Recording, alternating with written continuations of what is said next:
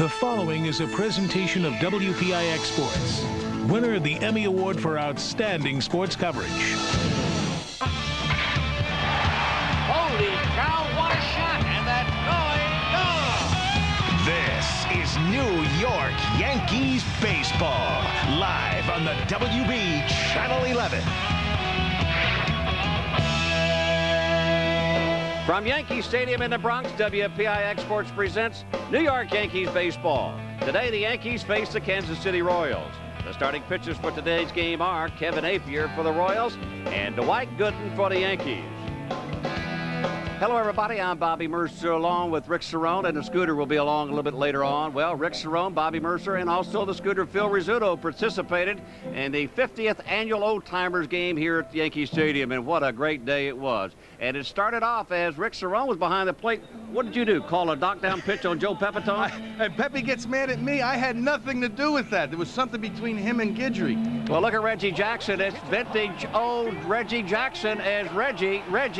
That's what they were chanting at the stadium, and he delighted everybody with a two-run shot. And, of course, protection behind Reggie Jackson is what got him that pitch to hit. Well, you were hitting behind him, and you did provide protection. Look, does that look like an old-timer swing? No way. Bobby rips a double down the right field line. The only thing, Bobby, you got to work on that slide. Well, look, when you've got all kinds of equipment on your back end, well, you make that gentle slide to second base, and that's exactly what I did. But today we've got Dwight Gooden going for the Yankees. He won his 10th game out last time. He pitched a marvelous game, going 7 innings and giving up only 2 hits and no runs. His mechanics are finally straightened out. Well, he's got the guru working with the Mel Stottlemyre, who knows his delivery better than anybody. Watch Doc freeze Kevin Elster on a good overhand curveball. He was just getting out in front of his arm. He didn't give his arm a chance to catch up to his body. 7 innings pitched, only 2 hits allowed, and he's not giving up a lot of hits to the opposition. Well, you talked about hits. The Yankees are doing a lot of hitting in this homestand, and Tino Martinez is swinging one of those hot bats. Paul O'Neill has been struggling a little bit, but when you talk about compliments up and down that lineup, when Tino is really picking Paul up. Tino's done the job all year long. Got off to a little slow start. There's another big base hit in yesterday's ball game, 2 RBIs. You know, he's been consistent all year. 78 RBIs, leads the team, the 15 home runs, second on the team. Only has hit 5 home runs here at Yankee Stadium. A .297 hitter this year, way above his career average.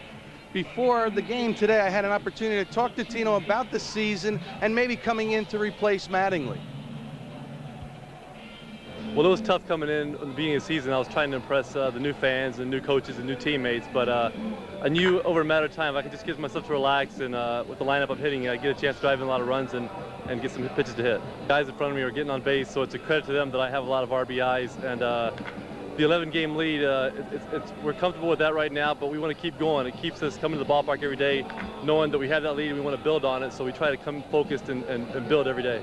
I don't set any numbers goals. My goals coming into the season are just to try to be consistent from day to day and week to week. And early on, I wasn't doing that. And I thought as soon as I get myself to be consistent, swing the bat consistently well from week to week, that I'd start just producing numbers that I just can't control. If guys are on base and driving runs, and if they're not, you just got to set the table for the guy behind you.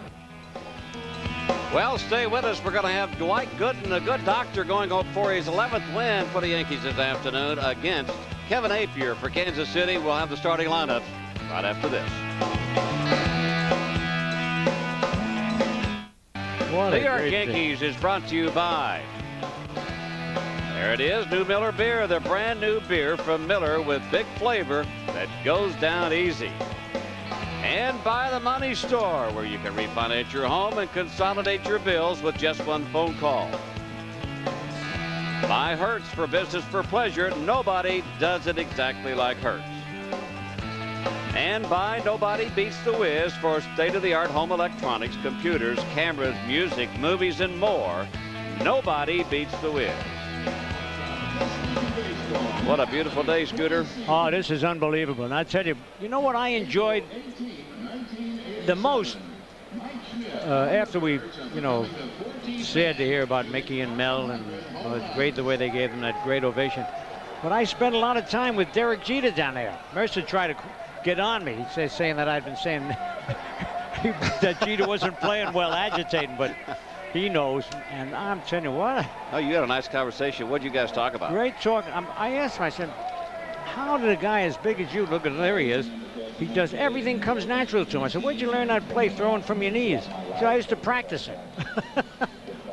He used to practice it. He used to, I'm telling you, he's, I'll be darned. look at that smile. I want to tell you, that's $1 million. Oh, million, that's about a $12 million smile he's going to have. That's the same type of smile that when he was looking down on you, when you were having that conversation that he had when he was conversing with you. I know. I'm just kidding. Well, let's take a look at the lineups brought to you by Dodge. And here they are. Be Offerman leading off. Goodwin bats second. Lockhart third. Roberts in the cleanup spot. Hamlin the DH. Damon in right field. Tucker in left field. McFarlane doing the catching. And Howard the shortstop. And the defense. Jimmy Leyritz went in for Girardi at last-minute change and got Sierra in left, Bernie Williams in center, Paul O'Neill in right, Wade Boggs at third, Derek Jeter the shortstop, Fox at second, Martinez at first base, and Gooden on the hill. And as Mercer told you, he's going for his 11th win.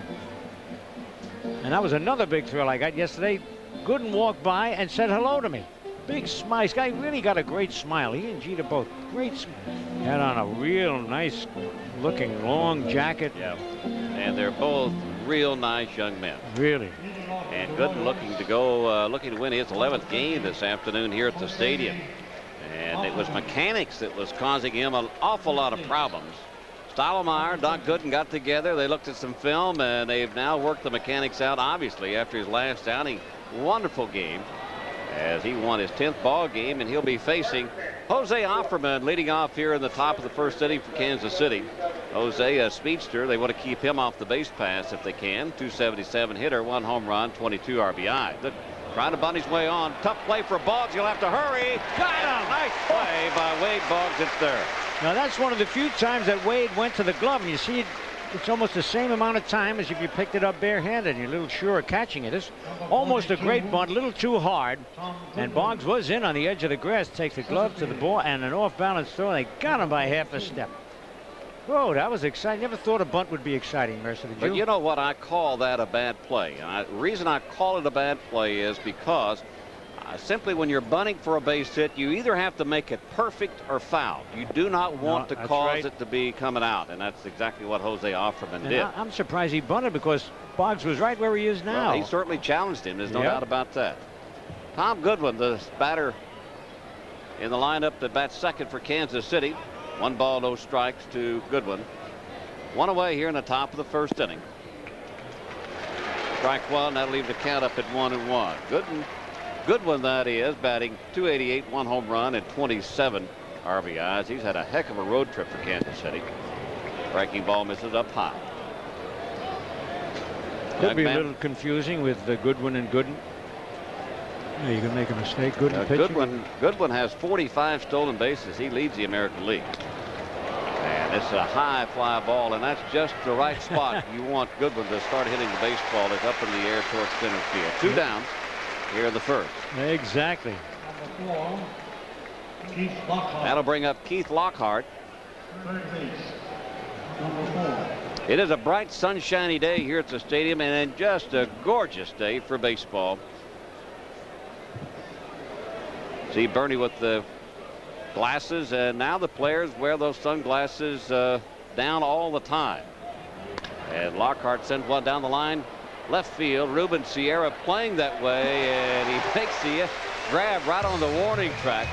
Nice play by Ruben, and the Kansas City Royals go quietly. Doc hardly even breaks a sweat here at the top of the first inning. We'll go to the bottom of the first. Yankees coming up.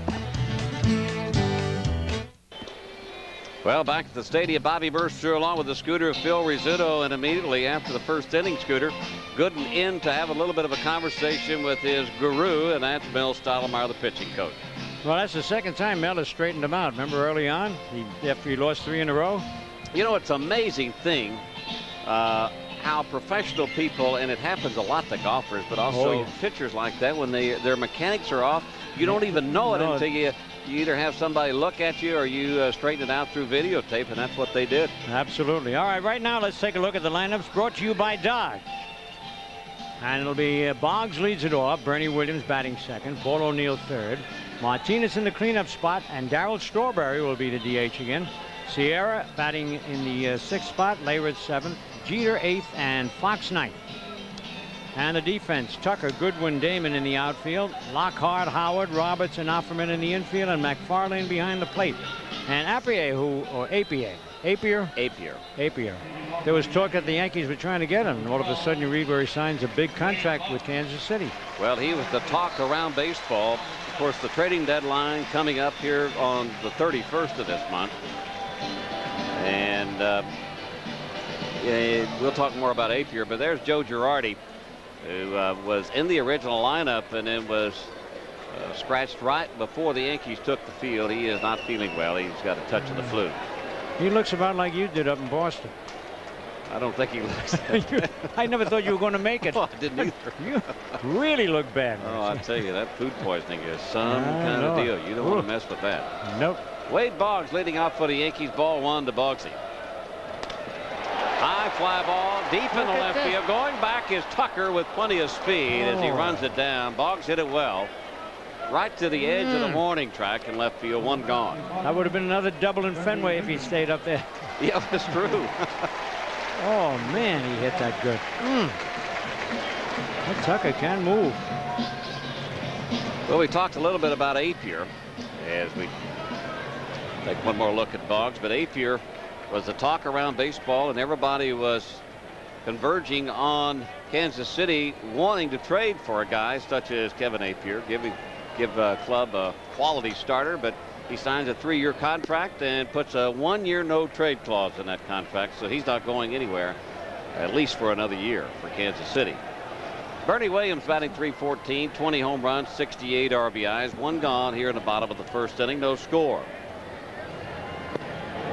Well, a couple of days ago, Bernie sent one into the upper deck here in right field, his 20th home run.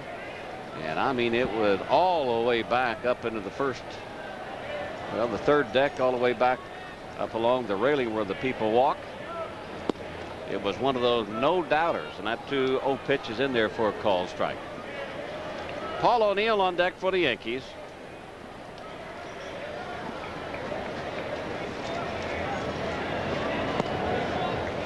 Breaking ball this time, catches the inside corner. That'll even the count up at 2 balls, 2 strikes.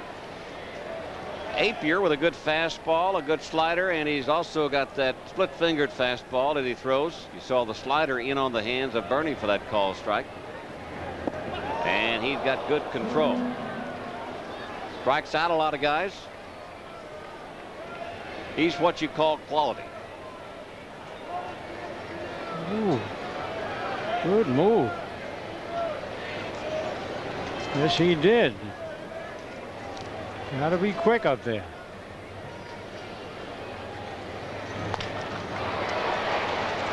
Nice 2-hopper to Bip Roberts at second. 2 gone.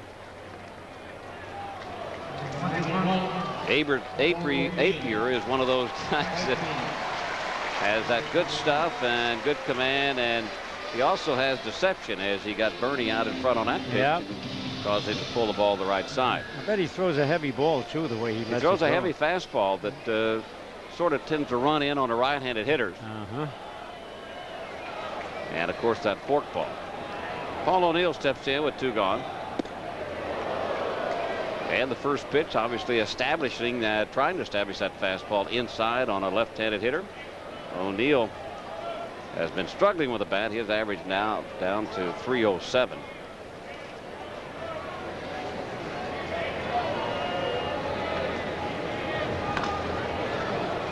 Foul the right side. O'Neill only 4 hits in his last 32 at bats. He likes to hit against Appier. Well, that's only when you're hitting well. I mean, he is tough. Right now he's in what you call a little mini slump. Yeah, batting only .125 in his last 32 at bats. But the great thing about this Yankee ball club is that you got 3 or 4 more guys who are having, I mean, just as hot as a firecracker. Yep. Being led by Tino Martinez and Bernie Williams on this homestand. So it doesn't look as bad for Paul O'Neill being only 4 for 32. Here's the long bench of Yankees. Oh, man, did he set himself up to hit that one? That was a bit of a hanger up in the strike zone, and O'Neill, when you're going bad, those are the kind that you foul off. When you're going good, at some somehow finds the fair territory down the left field line. Nice piece of hitting there, but like we said, just timing a little bit off.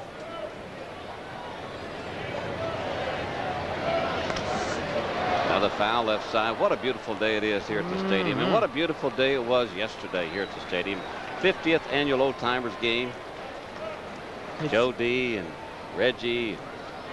And, you know, Scooter, I got to tell you, I looked around and I thought most of those guys were pretty darn young. Yeah, that's and I thought, what does that tell me? Nice play by Offerman at first base. So an unassisted play made by the first baseman. The Yankees are gone 1-2-3. We'll talk more about the Old Timers game yesterday. Kevin Appier and the Kansas City Royals and the New York Yankees when we come back. Do you want to? The race is on. The race for the pennant continues at the stadium. Join the Yankees when they go head-to-head with the Chicago White Sox Tuesday and Wednesday, August 6th and 7th at 7:30, and Thursday afternoon, August 8th at 1. On the 7th, fans 14 and under will receive a Baseball for Kids magazine, courtesy of Major League Baseball. On the 8th, the Chase Manhattan Bank presents 1956 World Series Replica Pin Day. Catch the fever, pennant fever. We'll see you at the stadium.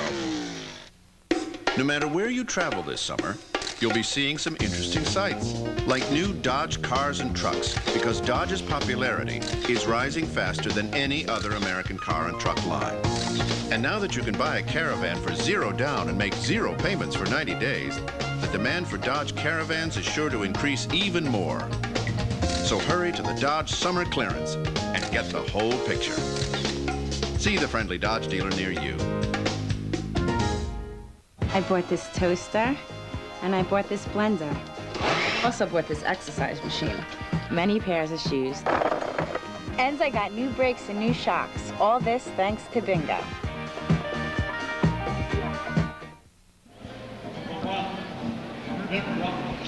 All right, we're back, and surprising, Mercer and Cerrone are in good shape after that. They both did a lot of work in the Old Timers Day. Very well done, too, I might add. Did a nice job on the play-by-play. Boy, I thought you did a real good job. This is Biff Roberts swinging at the first pitch and sending a high fly ball to Bernie. One gone. Well, the only thing is when you try to follow a perfectionist like Mel Allen, who had this thing, he did a great job. But I tell you, that was so touching, and you said some really beautiful things about the Mickey Mantle and how he took care of you when you. But what a standing ovation they gave him for about 5 minutes. Just mentioned his name. It set this crowd off. The sad thing about it is the park wasn't full like it used to be. Yeah. There are some differences in Old Timers games today than what they used to be. Yeah. I noticed the difference yesterday. I've noticed it the last couple of years, as a matter of fact. Absolutely. One of it being that you could even find a seat available during the Old Timers game here at Yankee Stadium a few years ago. This is Bob Hamlin. 1 ball, 1 strike to Hamlin. Designated hitter, represents power of the left side. 2-1. But you looked very dapper, obviously, with your blue jacket on. You had a nice, is that a corsage or what was that? Yes, it was a corsage, but I would rather have had a uniform on. I've been wanting to dress in a uniform for the last 5 years. They won't let me. They said Joe DiMaggio and I are too old. They don't want to take any chances with the insurance company. Ah, I see. I wish I could believe that, but I guess you got some swampland around here too that you want to sell, right? Can't fool the Oklahoma kid. That's another fly ball, another out here at the stadium. Sierra has looked much better going after fly ball. Number 18. Yeah, and Strawberry shook him up a little bit, and I think it's better for him. Whether they're showcasing him or not, he really has gone to his right, gone to his left. The batter is Johnny Damon. 2 away here in the top of the 2nd inning, no score. Strike 1 to Damon. So, like Appier, Gooden also throws a lot of strikes when he's on. And I looked up today, and I mean, just like 10 wins out of Doc Gooden and 5 losses. And What a pickup this has been. A no-hitter in 1996. And George Steinbrenner, I mean, you got to give him some credit. He said Gooden's going to win at least 15 games for this ball club. Now, he didn't predict the no-hitter for Gooden. But we won't fault him, I guess, as far as that's concerned. Well, once again, Kansas City down 1-2-3. Gooden is on. It looks like again here at the stadium. We'll go to the bottom of the second. No score.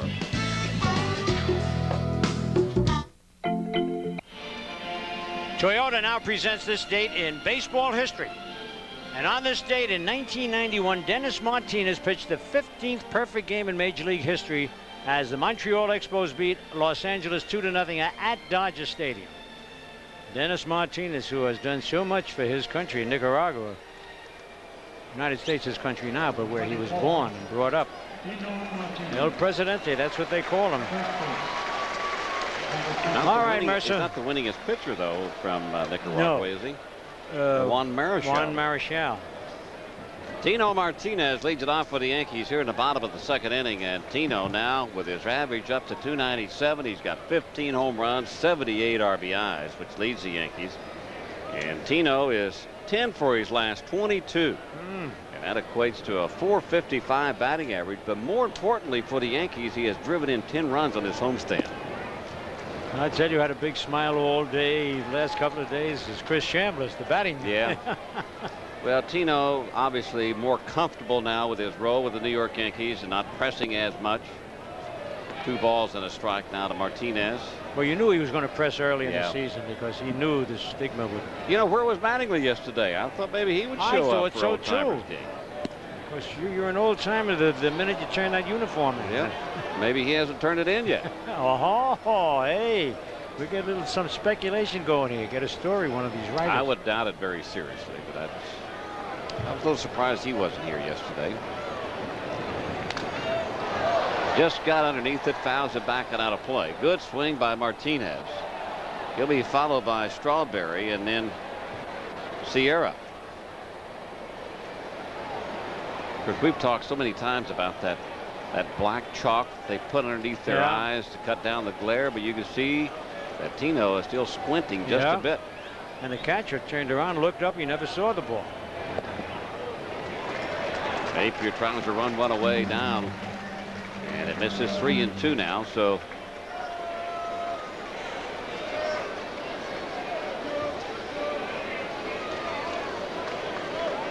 pretty good crowd on hand for this Sunday afternoon. Yep. Yankees and the Royals. Swinging a foul back out of McFarland's glove. All right, now let's see. Normally the Yankees get a break like that, they capitalize on it instead of being struck out. He's got another swing. Both of these teams will hit the road after today's ball game. Yankees will be taking off towards Texas, where it'll be nice and cool down there. And then off to Kansas City. Another place where it's get very hot in the summer. There you are. Misses high, so Martinez draws the walk, and that's what happens when you're swinging the bat good. And you're seeing that ball all the way, and you lay off those borderline pitches. Right. That'll bring up Darryl Strawberry. Yeah, Darryl knocked in the run that put him ahead momentarily. Tim Foley along with Bob Boone, the manager for Kansas City. Foley, the third base coach, trying to position first baseman Offerman. And the first pitch up high. Darryl batting .224, 2 home runs, 10 RBIs, but he picked up a big hit yesterday in that 5-4 Yankee win. Tell you what's surprising is every day there's one of the announcers gets Strawberry, give quotes, papers, and the fan. What's the quote of the day? He says, "We've got to be consistent." He says, and I've got to be consistent. Right now I don't have the swing for the home run. I just want to make contact. But when I get in the groove, he said, I'll show these Yankee fans something. Well, he's a little bit off as far as his timing is concerned. He's jumping out at the ball. He knows that. He's trying to correct it along with Chris Chambliss, the hitting instructor. You can see right there how far out in front he was. And they're going to say that he went too far, so it'll be strike 2, 1-2. You can't fool that camera, but I didn't believe that.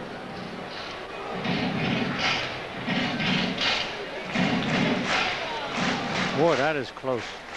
I don't think he did it. 1-2. Sierra on deck. Nobody out. 1 on for the Yanks. Bottom of the second. And Darrell jumps out in front of that off-speed pitch. So Strawberry strikes out. Now to bring up Ruben.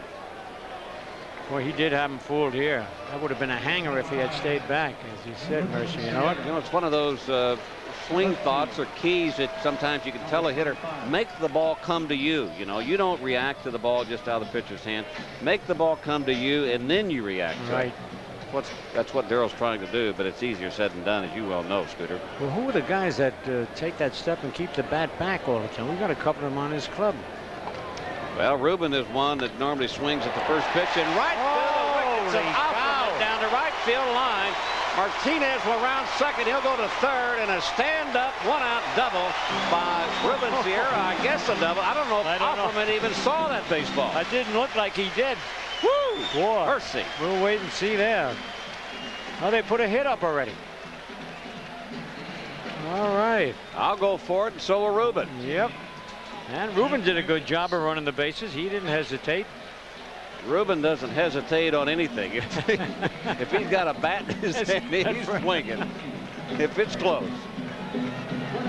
So Ruben now puts the Yankees in position to get on the board. And Jimmy Leyritz will be the batter with one out. Runners at second and third. He got that thing on his arm again? He's got the... You know, it's he's got the armor. It's not as thick as I thought it was. I sit next to him on the bench, and he was showing me it. He said it doesn't bother his swinging or catching or whatever he has to do. Well, it's not as thick as those things that Mo Vaughn and Jose Canseco wear on their left side. But it will cut down on being stung a little bit by a baseball on the elbow. Strike one, 1-1 to Leyritz. This ball is really dipping down. Napier with that good split-fingered fastball and a good slider and a good fastball, a heavy fastball. And now timeout has been called as they will go over the signs once again. Well, the Yankees have played some outstanding baseball here at Yankee Stadium. Oh, man, they really have. The Yankees have not lost a series to any opponent in 23 series here at the stadium. And that's 23 teams coming in here, and they have bested them by not losing any one of those series. What are you looking at? No, when they had that slump, I was wondering where they were. And they lost that 5 out of 6 or 4 out of 6. Back up the middle, off of the glove of Apier. That'll bring on Martinez. The only play is at first base, and the Yankees lead it 1-0. Apier thought he should have had it. Look at him. Martinez showed me something there. You got to make up your mind right away. If it's caught, then you're doubled up. But if it just gets by him, they want to score.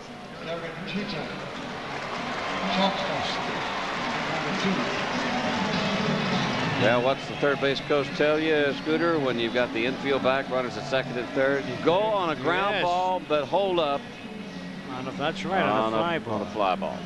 Well, that was kind of borderline. And that'll bring up Scooter's best friend, Derek Jeter, the shortstop.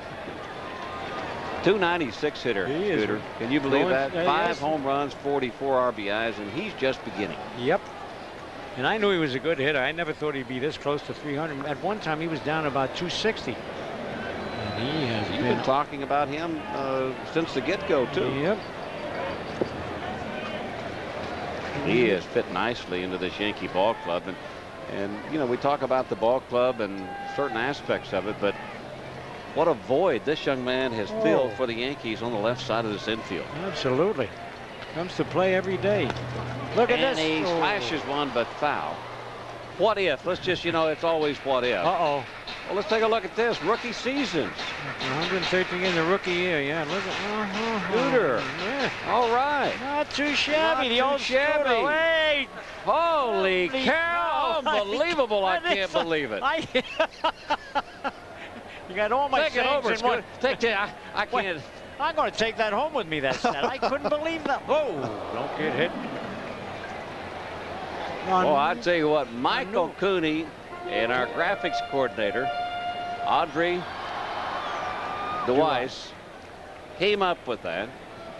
And that is, you know, that's different eras, too, and that's quite a contrast. Well hit into center field.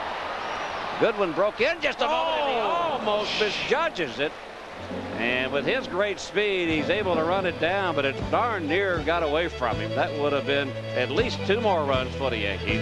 But the Yankees do pick up 1 here in the bottom of the 2nd inning. They lead the Royals down 1-0. Well, tonight on Seinfeld, I got to listen to this one. Of course, Jerry and the gang volunteer to help senior citizens, and I'm one. And that's get them to help themselves, too. Now, imagine this. George Costanza taking a job seriously. But he's not only helping others, he's helping himself, and you'll never guess to what. It all happens tonight at 11 on the WB Channel 11. Hey, listen, are you a member of AARP? Oh, yes. You are? Kidding? For many, many moons. Are you kidding? I can't believe I've been getting a lot of mail from them. No, wait a minute. You're a little young, dude. I did. I mean, I'm getting it now just about every week. Is that right? Yeah. You've been lying about your age to me? What do you mean to you? No. How do you like that? Michael Tucker batting for Kansas City, leading off here at the 3rd. Yankees lead at 1-0. It's a great... should I become a member? Yes, I Association, American Association of Retired People. That's... I'm not retired. Well... You are, but I'm not. At least.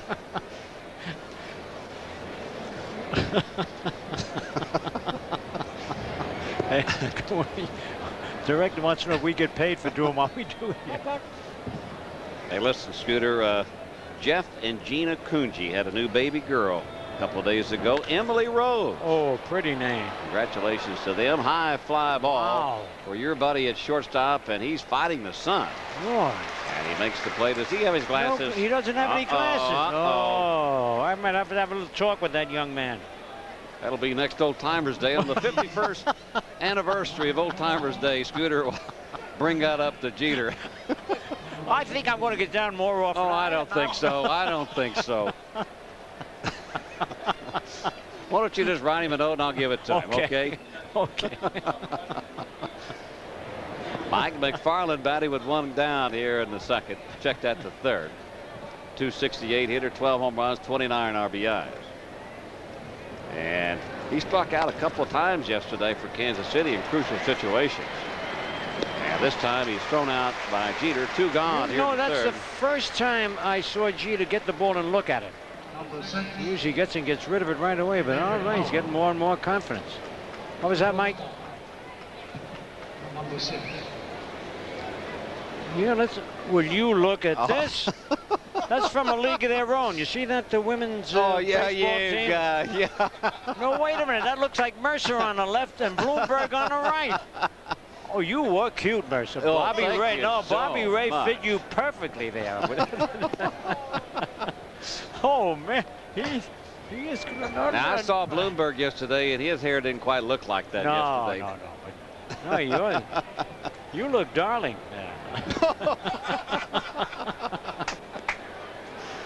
I mean, Julio, you get in to separate Scooter and me, okay? Get in here. David Howard.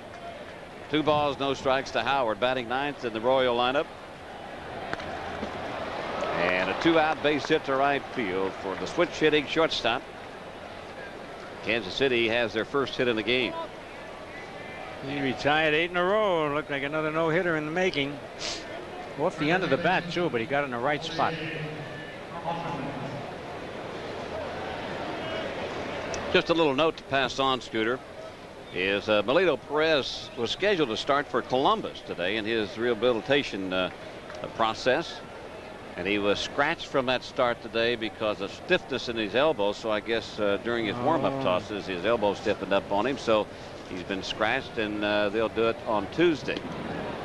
And how about Pat Kelly? I mean, you talk about a dark cloud over some kid's head. Then that play comes back and plays 1 game, and it was the hamstring. They brought Matt Howard up from Columbus again. Kid did a good job while he was up here before, but poor Pat Kelly. Can't get out of his way.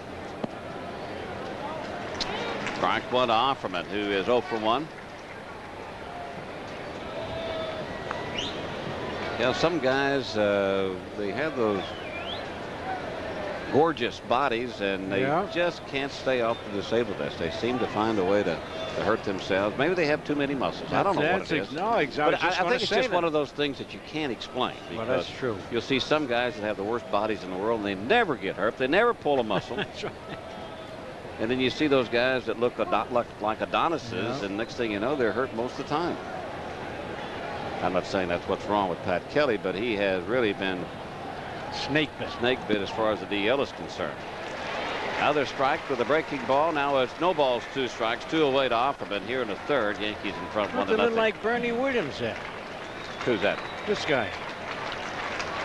When I look quickly, no, he doesn't hit like that. You know. Just a quick look he looks like. He doesn't like Doc Gooden at all. Ooh. Those come probably from the National League days. And the Yankees pitching out. Howard not going anywhere. This is Doc's first appearance against Kansas City ever. Yeah, well, they do run a lot. Yankees try to run, but not quite as much as speed as the Kansas City Royals had. They lead the majors in stolen bases. Ooh. And the good Doctor trying to sneak one on the inside corner, just misses high. Oh, it had part of the plate, I'll tell you that, because he's leaning in for the pitch away, and he couldn't do anything with that one. Yeah, a little high. In Milwaukee, Doc Gooden, you saw how he landed and how solid he was. I may get into that a little bit. There goes the runner this time, and the ball is hit kind of high and deep into right field. O'Neill backing up off the wall, and it's gone. A 2-ball, 2-strike, 2-out pitch to Jose Offerman, who only has 1 home run, and has hit a 2-run shot here in the third, and they take the lead 2-1. Oh, and that was a curveball. I guess it just didn't break as sharply as he wanted it to, but it was breaking down, and he just golfed it into the right field seats. Nothing to it. Second home run. Well, and immediately they have this distance as 332 feet. You're right, it was an off-speed pitch. And it didn't get down near where he wanted it. And Tom Goodwin will bat now for Kansas City. Goodwin 0 for 1. He flied out to center field his first time up.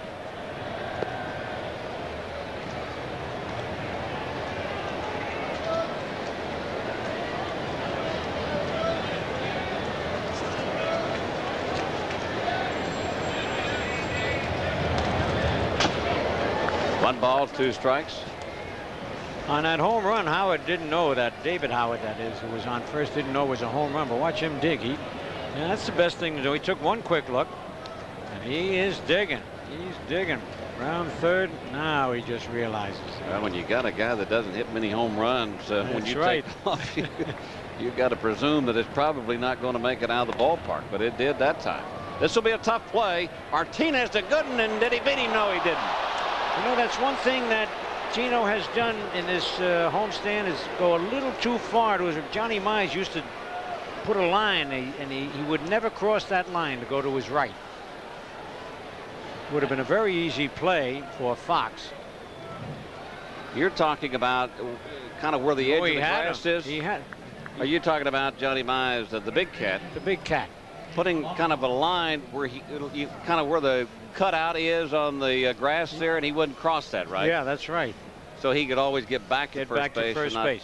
But he's out here. If you watch this, watch Gooden's right foot on the bag, bang, and then his foot. He's not out, Scoot. He's not out. No, he's on because, first. You're right. Whoa! First, but he's going to go. Yep. You can bet your bottom dollar that Goodwin is going to take off somewhere in the next few moments. 45 stolen bases. He's been caught 15 times with 2 gone. And the batter is Keith Lockhart. And there he goes. Ball gets away from Leyritz. And Goodwin just out, getting up. Now he's going to go to third. And it took Leyritz a long time to get back towards the home plate area. It went all the way to the wall. So Goodwin, he got up, and immediately you can see the kind of speed that he has. He makes it all the way to third. Oh, that's a pass ball and a stolen base and a pass ball.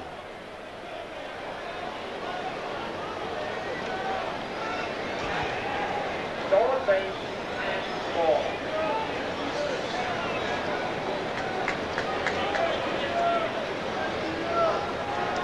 1 ball, no strike count to Keith Lockhart.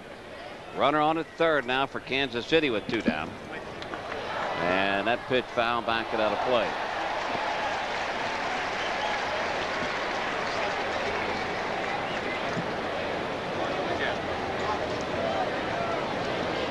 Can't hear it. It went dead. You're not dead. You're alive. You're live over the air. I No, can hear you can hear me? Oh, yes. You're going over the air. Well, I can't hear anything. Scooter thought maybe his microphone had gone out on him, but he seems to be all right.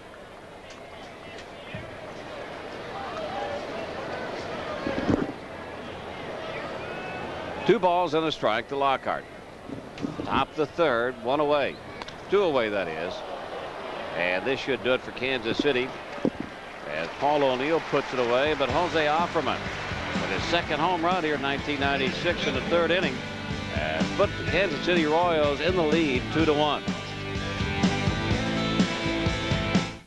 No matter. All right, let's take a look at the Delta upcoming schedule, brought to you by the American Express Delta Sky Miles credit card. Tuesday at 8:30 on MSG, along with Wednesday and Thursday in Texas. Then the Yankees and WPIX come on Friday at 8 and Sunday at 2:30, and Saturday will be another MSG game. And Andy Fox leads it off for the Yankees, bottom of the 3rd inning. So Apier now with a 2-run, 2-1 lead for Kansas City. Fox getting the call at second base this afternoon, so Duncan getting a bit of a rest. Strike 1 to Andy, 1 ball, 1 strike. That'll bring up Wade Boggs after him, and then Bernie Williams to follow.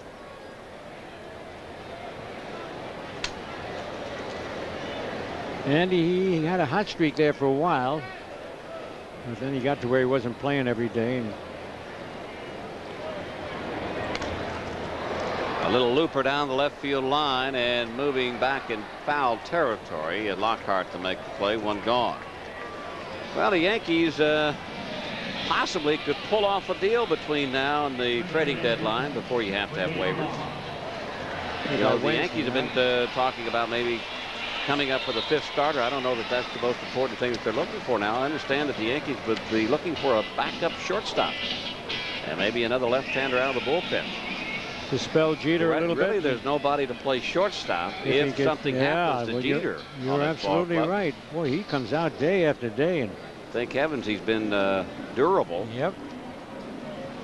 But you know, a bona fide shortstop, somebody that's played there, had quite a bit of experience. There's Wade Boggs bats. Is that Watson? Yeah, that's the general manager, Bob Watson, better known as the Bull, when he played. And he has been on the phone like a lot of general managers around baseball.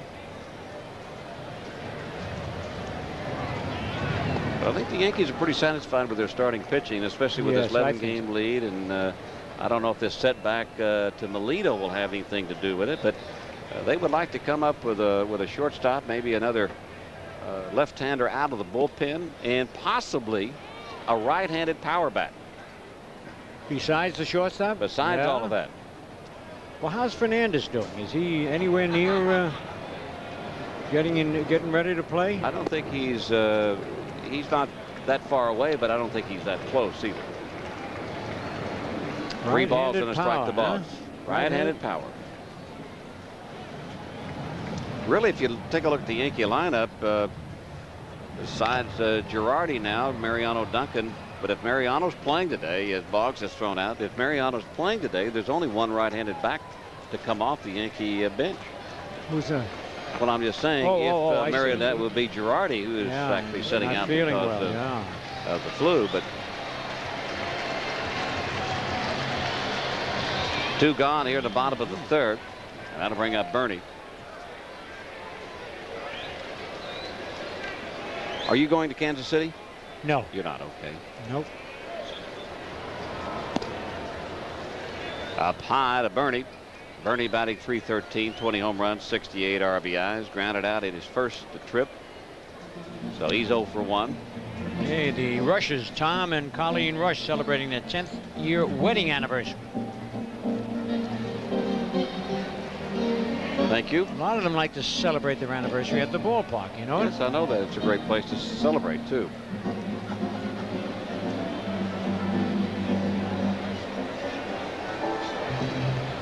A bit of a celebration here yesterday was the 50th anniversary of Old Timers Day. When you talk about Old Timers games, though, I mean, the Yankees are above them all, I think. Yo, absolutely.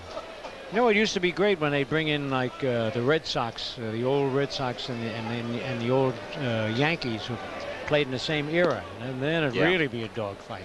We used to do that, didn't we? We used to have the Red Sox and maybe Cleveland once, and sometimes a mixture of Red Sox and other ball clubs. That's when we can really knock them down. How about Joe Pepe getting knocked down by a Gator yesterday? And Cerrone called that pitch, too, by the way. Yeah? Yes, he did. That's right. He was behind the plate. 3-0 now, the count to Bernie.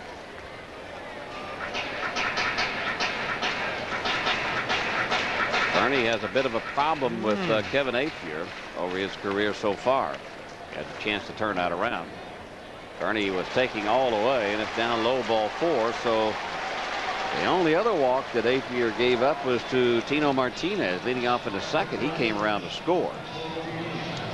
So that'll give Paul O'Neill a chance to bat with 1 on and 2 out.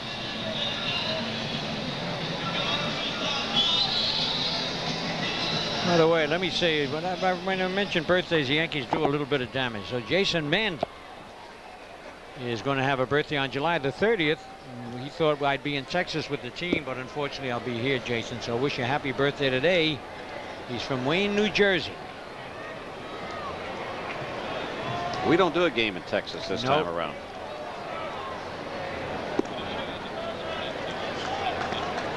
Outside, ball 1 to O'Neill. There's Bernie. This is ball 4. Oh, yeah, that's. He didn't like the call. Look, what? Bernie took off with that pitch, but it's fouled off to the right side. Well, he did have a good jump, too. He could have scored on a single. And a nice souvenir for a lucky Yankee fan down the right field line. We mentioned O'Neill struggling a bit. 3 for his last 17. But the Yankees have 11-game lead in the American League Eastern Division. A lot of talk about Bobby Bonilla being traded. Yes. Got a pitch down low, 2-1. I don't know what it is. Wherever he goes, he's never satisfied, and the fans just seem to get on him. Had some pretty good stats with Pittsburgh and 1 year with the Mets.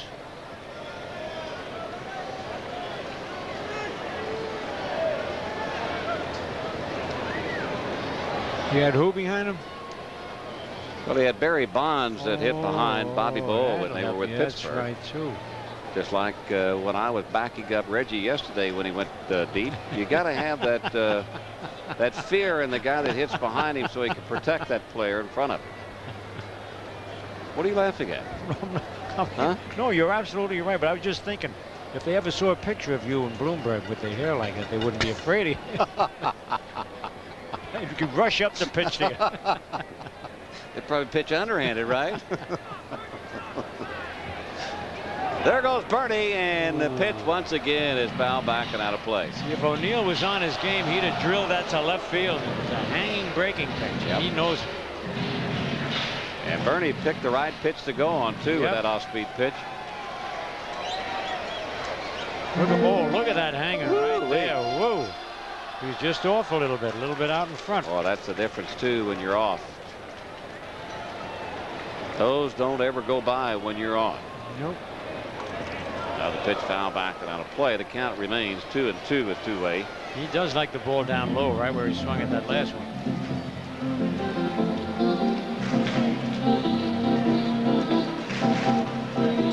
Kevin Apier, only 28 years old, with a new contract that he signed, a 3-year deal, and he took less money to stay with Kansas City, Scooter. What do you like? I think you don't that's find great. that from too many players today. He was making, I think, 5+, and in this new contract, I think it calls for just under $5 million. How about that? To stay with Kansas City. Take the family into consideration, and not as much pressure out in the Midwest. Bernie takes off, and this pitch is popped up into left field. Should be an easy play for Tucker. And the Yankees are gone here in the third inning. We've played 3 here at the stadium. Kansas City leads it 2-1.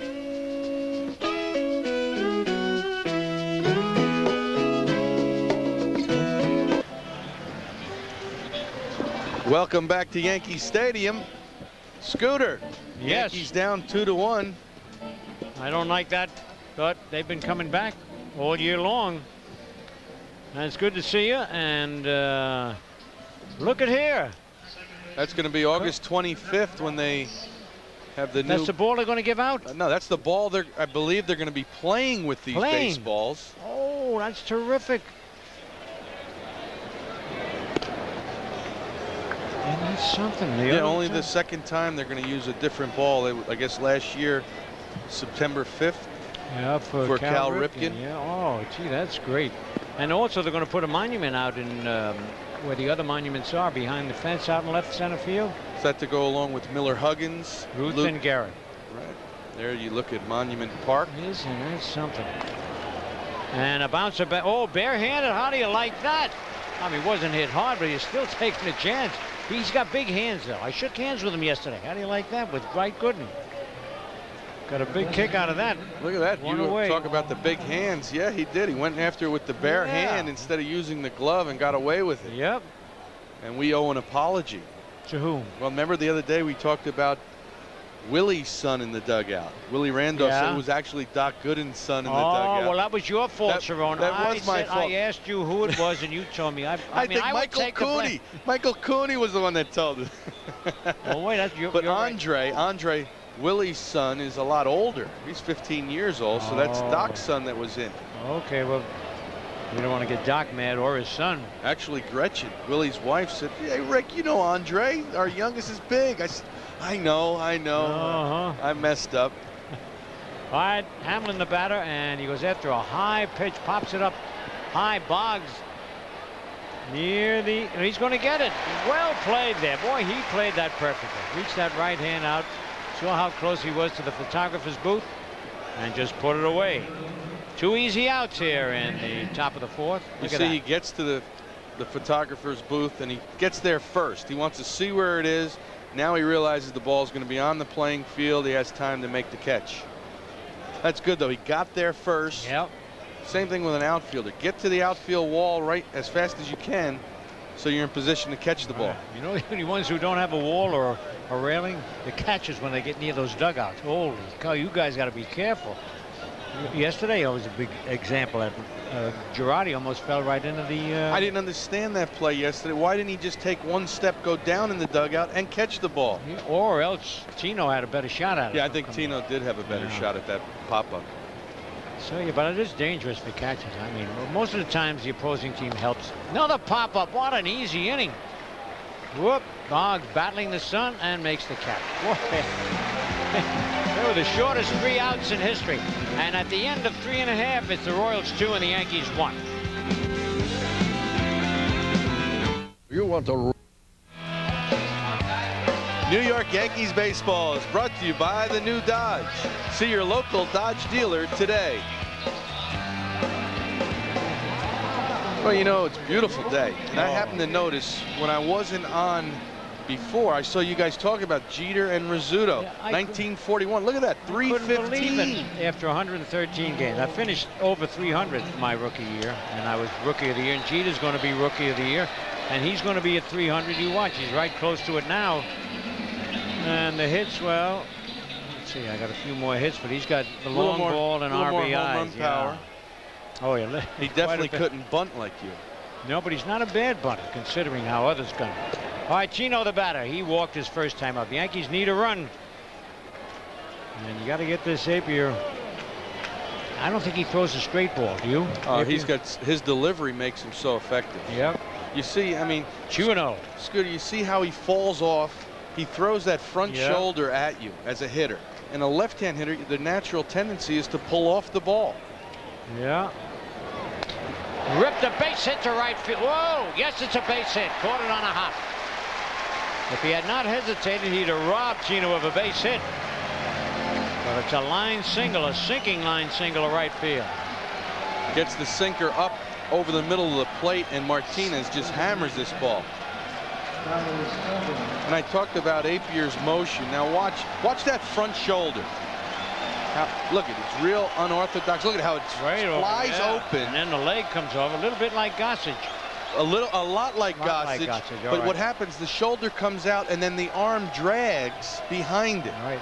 And boy, he brings that right arm way back like Gossage too. The Goose looked like he could pitch, and Guidry looked, and Stottlemyre and Righetti. They all looked like they could pitch in 2 or 3 innings. Oh, Ron Davis. Well, I mean, that was so close to a setup that the Yankees have right now. Strike call. When with Davis, setup man for Gossage. That's what it reminds me of. 1980 all over again. Yep. The Yankees made it a 6-inning ball game back then. And they're doing it again this year. I remember Davis one time, he got so hot he struck out like, I don't know, 13 guys. 10 was it? 10 angels 10 in a row. angels in a row. I was going to say 13, but I was just guessing. But it is 10. I knew Cerrone would have the answer. I remember that, though. And of course, he was tough. He was that sidearm, too. All right, 1 strike to count on Strawberry. Darrell struck out first time up. Oh, there's that same pitch he missed for a strikeout last time.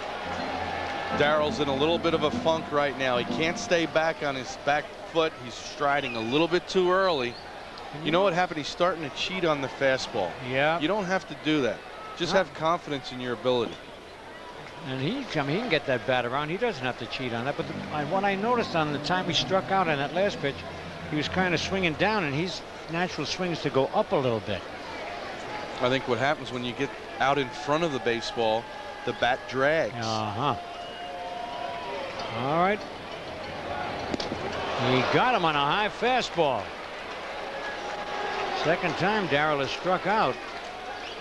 1 man out.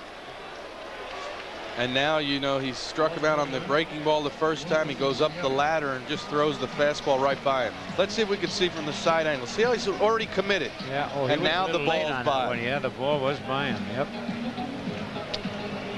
Got a good-looking swing. Lifts that leg and swings when he gets the timing down. All right, 1 out in the batter now. Ruben Sierra, who doubled to right his first time up.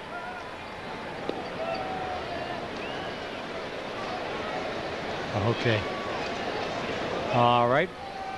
Now that was, see, that Apier didn't take a look. The first baseman was well off the bag, and he threw over there. A lot of times the pitcher will do that and see he's off the bag and balk. Low and away, ball 1. Apier really has 2 pitches. One's a sinker that goes away from left-hand hitters, and then the real hard slider that comes in. Yeah. Now with Apier, he actually falls off to the mound so much. It's really a tough thing for even a left-hand hitter to pick up the baseball. How about the catcher? Is it, I think it's still got to throw it by the plate, so it's a little bit easier for the catcher. A bounce, a double play ball. And they got it. Very easy double play. Nothing across at the end of 4. It's the Royals 2 and the Yankees 1.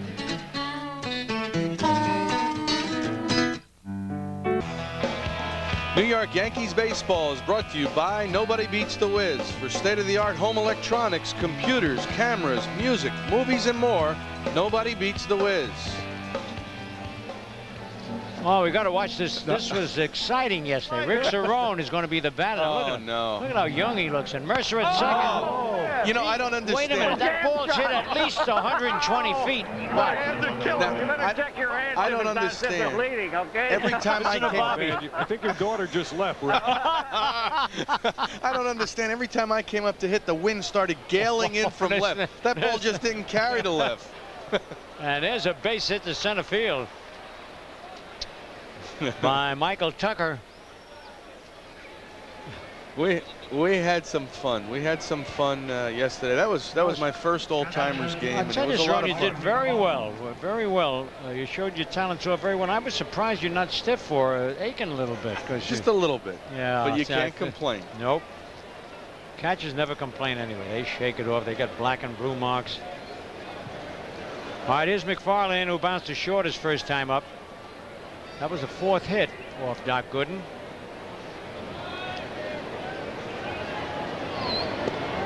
Strike on the outside corner. Tucker's another speed merchant.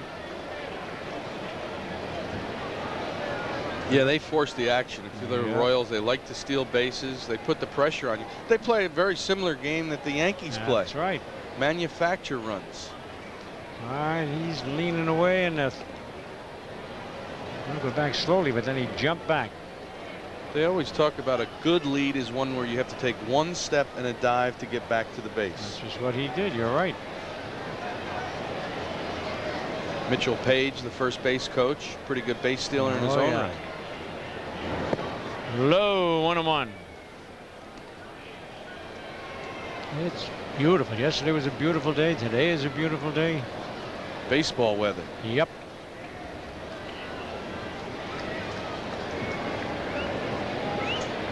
McFarland's got himself 12 home runs.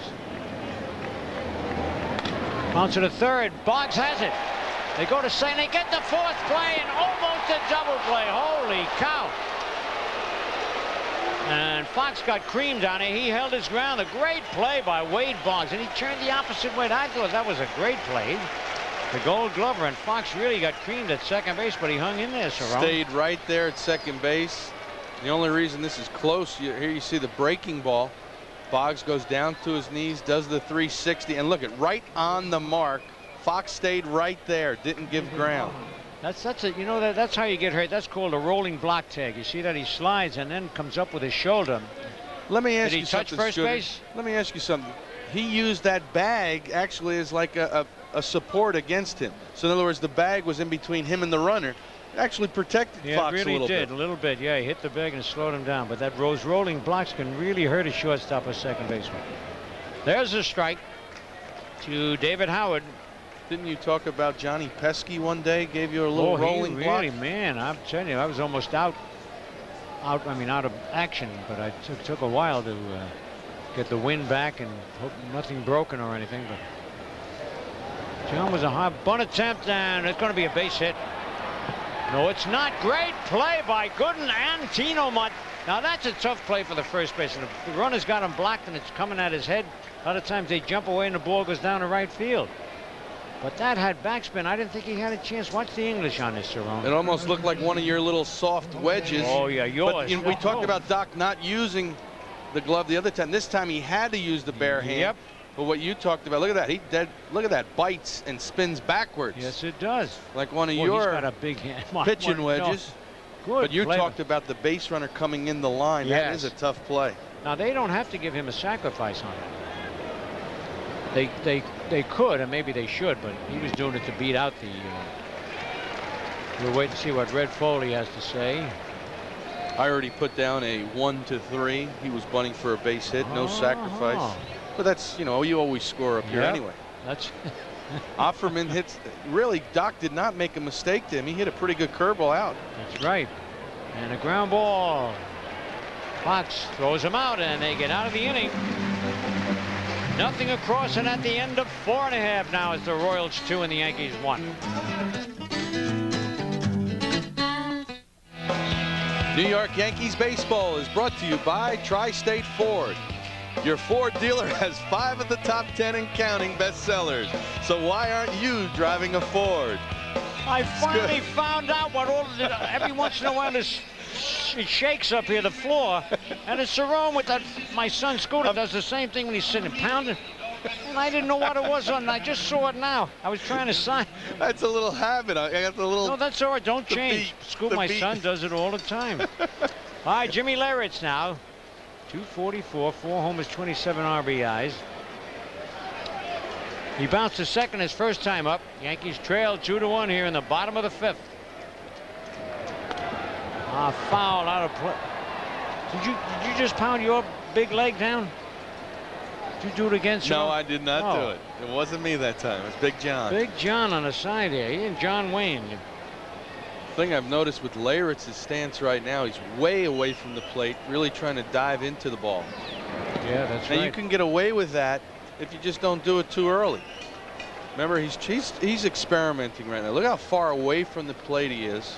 And he's going to make himself go into the pitcher, try to drive the ball back to right center field. That's how he gets hit a lot on that arm. Like you say, he's going into the ball. And he can't get the arm out of the way. Got that padding on. Leyritz, Jeter, and Fox. Yeah, there's he. Look at that, almost in the back way corner. Yeah. Rogers Hornsby used to hit like that, one of the great hitters of all time. Oh, took a little off a breaking pitch there. Well, you can do it, but you can't pull your front shoulder out of it. Yeah, that's right. On that last swing, made the effort to go the other way, but the first thing that happened, he pulled off the baseball. Strike 3, called him out. Now that's a pitch that Leyritz cannot tell whether it's a ball or a strike, because as you mentioned, he's too far away. That was just a nasty pitch after a good breaking ball. Watch, McFarlane is on the outside part of the plate. That is just some paint. Yep. We used to call that paint, a little Picasso. Right on the black of the plate. And Jimmy, you just have to tip your hat sometimes. He made some good pitches against you. Yeah, he really did. All right, here's Derek Jeter coming up.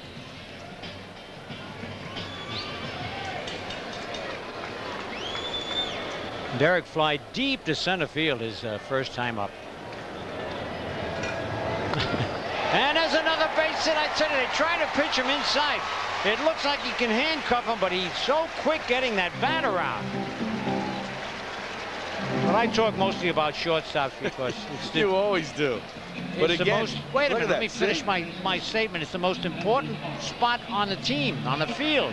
Exactly, next to the catcher, I believe 100%. You see, Oh, you're right. he's See how he it. sits down and takes that ball inside and drives it to left field. You think you could pitch him inside, but he's strong enough to muscle the ball out of there. Look at that. Baby face. He'll make some expressions. That's what you Oh, like. I love that, yeah. He hit that first pitch. All right, here's Andy Fox now. He can beat out a bunt and at least get Jeter to second base. Yankees haven't had many threats in this ball game. He really pulls the peak of that cowboy down, doesn't he? Babe Ruth. Al Troutwick says he looks just like Babe Ruth. Do you see it at all? No, I think that eye tooth on the right looks a little like the Babe's. No, I don't think. I really can't see it myself. He was going to bunt and takes a strike. Now here's a play that Frank Rossetti taught me this play, only with the first baseman. You grab the bat tightly and just push it hard, and you pop one right over the third baseman's head. You got a double. I used to do that to Ferris Fain when he was with the A's. Crow taught me that. You fake a bunt, he comes charging in, and you just grab the bat tight with the hands. Oh, pitch out. They got him. Oh, they called a pitch out that time. And that's coming from the Royals dugout, probably Bob Boone relaying the sign to McFarlane. And look at this, Apier doesn't change anything, gives McFarlane a nice ball to handle up in the strike zone and right on the money. Oh, yeah. See, nice job. Usually the pitcher is the one that messes up the pitch out. Tips it off by changing his motion. Not that time. 1 ball, 2 strikes, 2 out now, and nobody on. Is Bob Boone.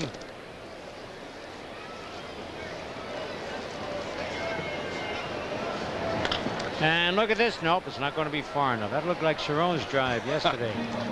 You're just killing me. Not quite over the infield. Well, at the end of 5 full innings, the Royals 2 and the Yankees 1.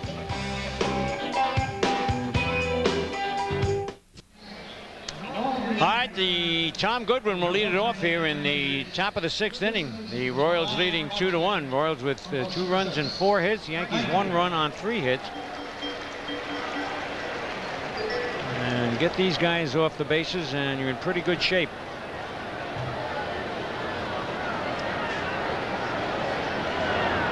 Breaking ball a little high, ball 1. Goodwin's always a threat to run and bunt. Got to really play your third baseman shallow. Foul back, 1-1. He beat out that roller to first base when Doc was a little late covering, getting over to the bag. Even though it looked like he was out on TV. Good breaking pitch, fouled it right down. 1 ball, 2 strikes. Scooter, the thing I like about Goodwin is that he knows his capabilities. His wheels are his biggest asset. So he tries to slap the ball, get it on the ground, give himself a chance for a base hit. Got him. Oh, man, that froze him right there. Beautiful breaking pitch by the doctor. Well, we got a little split screen. That was a nice overhand curveball from Doc, but it was Offerman in the 3rd inning that hit a pretty good pitch, I think, from Doc, a curveball. Let's watch in the 3rd inning. This is the only mistake Doc has made, and I thought it was a pretty good pitch. Let's see. Stays up, actually down and in to a left-hand hitter. Right in his wheelhouse. Now this one here, I think he just had him a little bit more off balance. And then in the 5th inning, you know, he doesn't stray away from the curveball. See, actually a little higher and a little slower. And he had already taken his step. Oh, man, that's the one that gave him their 2 runs. 3 second basemen right there. Let's see. Name them. Kelly, Howard, Duncan. Okay.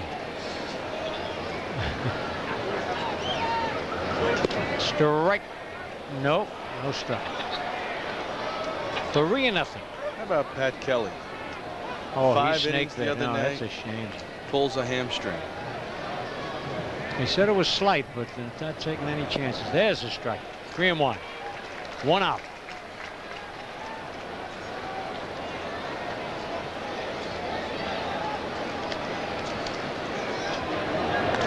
And a foul back upstairs.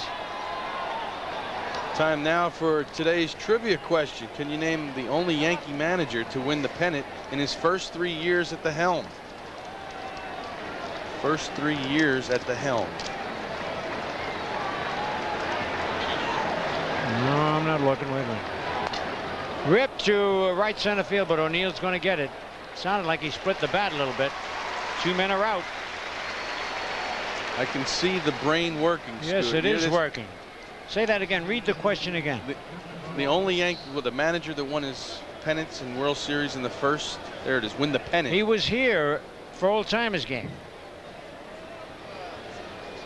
He was here. See that? I know who it is. I'm not going to say, but I know who it is. He held the rank. That's high, ball 1.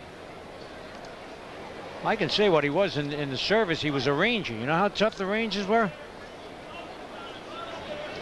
No, no Marine. No, you're thinking of Bauer. He's a Marine. Yeah, but I'm talking. I was a sailor, yes. They're having a good conversation over here. I wish I was in on it. Me and Big John. All right, Cerrone, you're in on it. No, go ahead. It's fun. No, I just know who it is, but he was not a Marine. Maybe it's a division of the Marines, because this is one of the Rangers, the Army. Oh, okay, he was in the Army then. See, Mike's on my side. All right, Bip Roberts, the batter. He's 0 for 2. 2 out, 1-1 count. And a little off-speed pitch on the corner. A little beautiful, change-up. huh? Very rarely see that from Doc Gooden, but that's the maturity. Doesn't have the 97, 98 mile an hour fastball anymore. Through the middle, he's going to get to it, but he won't be able to make the play. And it was a fine play, a lot closer than I thought. Look at where he ended up, Fox. Left center field. Look at the range on Fox, and he's got a strong arm, off-balance throw. Yeah. And our favorite play at first base, the head-first slide. We hate to see that. Oh, that's where the ligaments in the thumb go, and you lose speed. You could get to first base quicker by continuing running. All right, here's Hamlin. Now he's looking for the steal sign, Bip Roberts. You see him shaking his hands, waving his arms. This Hamlin has been a little bit of an enigma. Yeah, Rookie of the year, and I asked Bob Boone today, can you see anything different? He says, well, it's the weight. He said last year, you know, they came back in. He was like 30 pounds overweight. He's having a tough time getting to the ball. Yeah.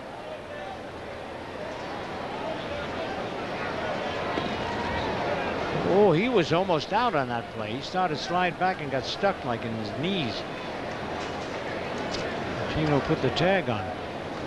Normally, you wouldn't think Bip Roberts would be stealing with a big power hitter up there, but Hamlin only has 6 home runs this year, so he wants to get himself in the scoring position. Well, he did have that great rookie year. I don't know what happened. And there's one to left field, but Sierra going back, and it's off the fence. They got a hustle. They got a shot.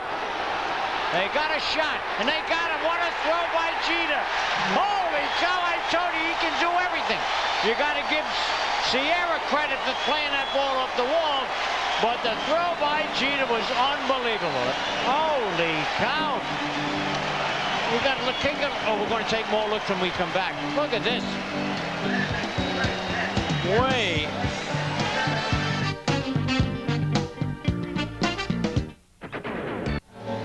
Welcome back to Yankee Stadium. Let's take another look at this well-executed relay. Sierra gets the double off the wall, gets it right to Jeter. Jeter gets the ball, returns it right back to Leyritz in plenty of time. Good strong arm. Leyritz out in front, makes the play. You know what's great about that, and the catchers appreciate that. He got the ball on the fly. A lot of times you short hop a catcher. No, that's tough with a guy barreling in on you. All right, this is the inning, Cerrone, that I predict we're going to break loose. Ball one, Wade Boggs. We got the top of the order up. Boggs, Williams, and O'Neill, and Tino Martinez if somebody gets on.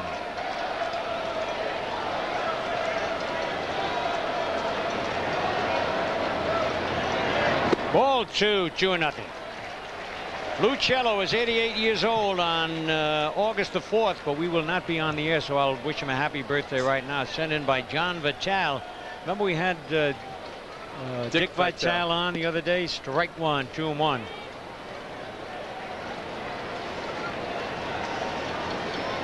They're from Meriden, Connecticut. Happy birthday.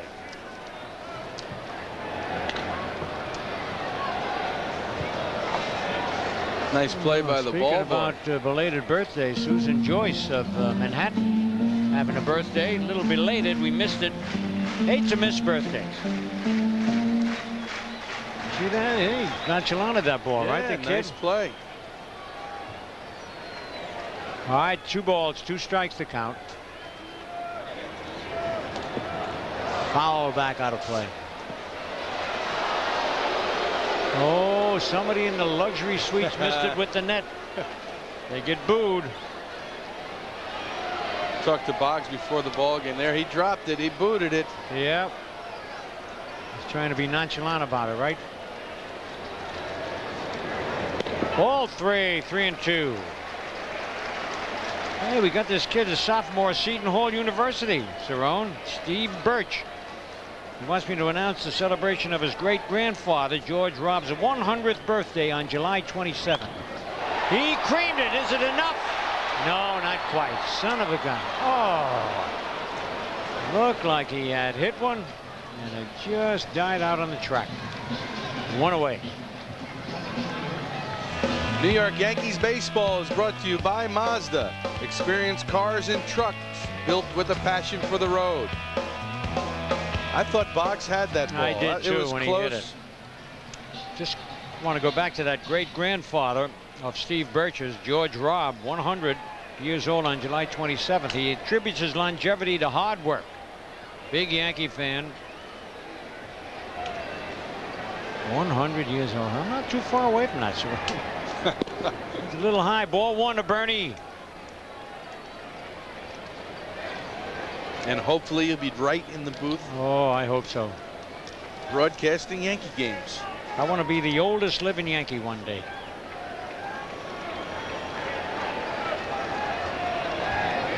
Ball 2, 2-0. Apier's been real tough on the Yankees all day, only allowing the 3 hits. I mentioned I had talked to Boggs before the ball game about Apier. It's funny. Now, his 3 pitches are fastball, which is a sinker. See the activity, Magnanti in the bullpen for the Royals. Sinker, slider, split finger. Boggs didn't even realize he had a split finger. No, that's a backup slider. Backup slider? Wait a minute. But he really does. He throws some backup sliders. See how he tails way off the first base? The ball will back up. Guidry used to throw up a backup slider. Yeah, he did. Where his ball, you get on top of it so much, it would actually act like a screwball. But he's got a funky delivery. See that? Oh, that was the arm drags back. And as a hitter, you want to pull off because of the motion. Bernie had his pitch right there, though. Ooh. Bernie's bounced to second and walked, and that's low. Did he swing? They go to third base? No, he did not. 3-1. You know, there's only been 2 walks in the ballgame. They're both given up by Apier.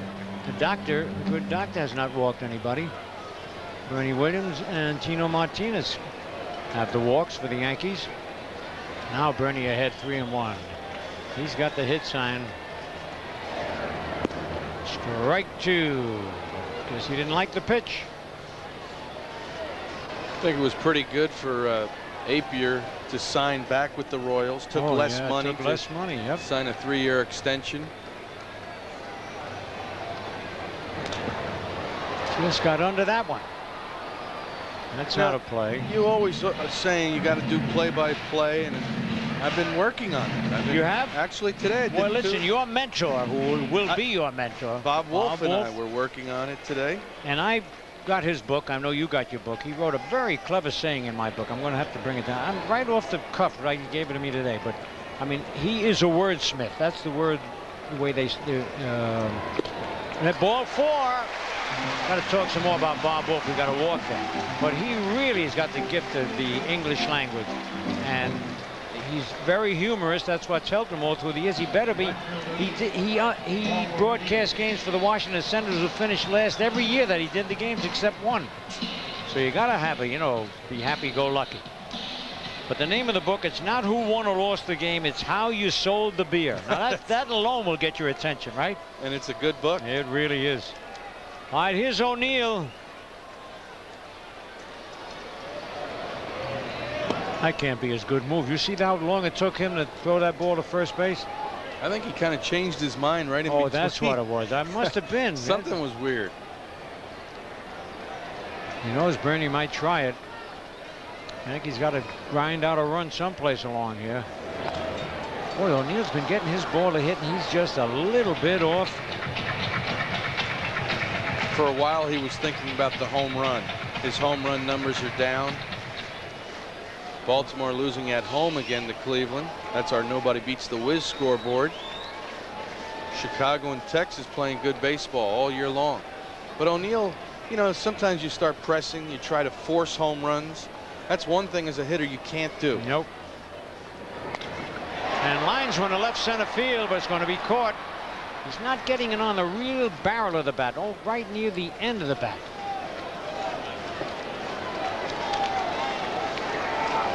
Let's watch his swing, see if he's doing everything the same, just except that front foot kind of pulled off just a hair. And what that happens, your front side opens up, the bat trails a little bit behind you, and you hit the fly ball to center field rather than the line drive double to right center field. All right. Bob Boone had guessed right last inning. Caught Jeter stealing on a pitch out. Yes, he did. All right, here's Tino, who walked and singled. He scored the Yankee run back in the second inning. Bernie, and he has had so many clutch base hits this year, Martinez. Up to 299. Base hit now, be over that magic mark. It was refreshing talking to him before the ball game. He's talking about Mattingly and the pressures. He said, yeah, I was trying to do too much early. Yeah, that's and I got true. off to a bad start. It figured, And he says, I just feel a lot more comfortable now. My team, this is a fun team to play for. Yeah. When he talks like that, it makes you realize that they're men in little boys' bodies. Yes, and they that's play right. the game the same way. Having fun out here. 11-game lead. You can't settle back. You got to keep pushing ahead. It's great. When you're winning, it's doubly great. Low, ball 1. See the 11-game lead over the Orioles. Blue Jays, Red Sox. That's probably the most disappointing team. Well, the Orioles, really. Royals are trying to stay out of last place. They have never finished in last in their 27-year history. Excuse me. I don't think he'll ever pick anybody off with that move unless they fall down after they get their lead. I would think right here you want, if you're Bernie Williams, keep the hole open for Martinez. He's been your big RBI man this year. 2 balls, no strikes. Last birthday of the day. Mamie Mazzelli, 81 years old. I missed it was July 19th. That should be good for a run.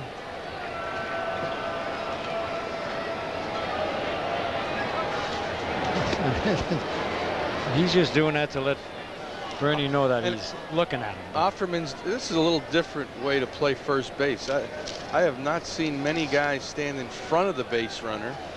If you're going to play behind them, you stay a step behind. This is a little different way to hold runners on. Yeah. Strike 2-1. We talk about Offerman at first base. Bob Boone gives him a lot of credit. He said there's not many better first basemen. And you remember, he's an original shortstop. Shortstop, I know it. But you had to hear Boone raving about it. No kidding. That's true. Very versatile shortstops. Has to throw again, almost threw it away. But there's a happy 50th birthday I missed here. Can't believe it.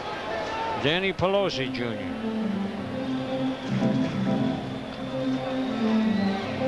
From Dad and the family.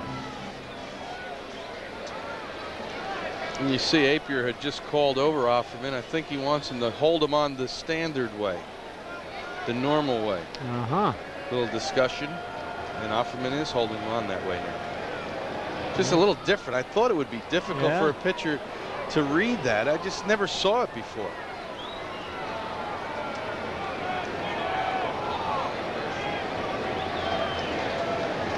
Two balls, 1 strike, 2 out.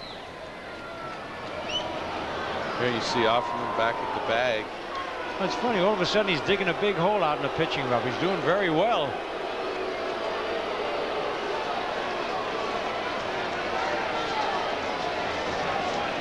Two out. Yankees trail 2-1. Bottom of the 6th. Really spending a lot of time at first base. The fans are letting him know he's spending too much time.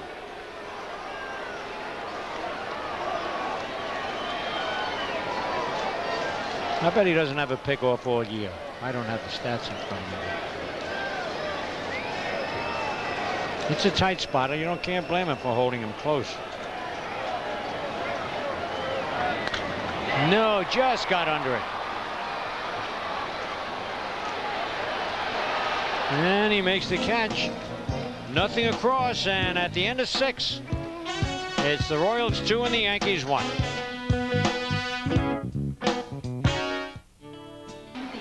Welcome back to Yankee Stadium. They trail 2-1 to the Royals, top of the 7th. Can you name the only Yankee manager to win the pennant in his first 3 years at the helm?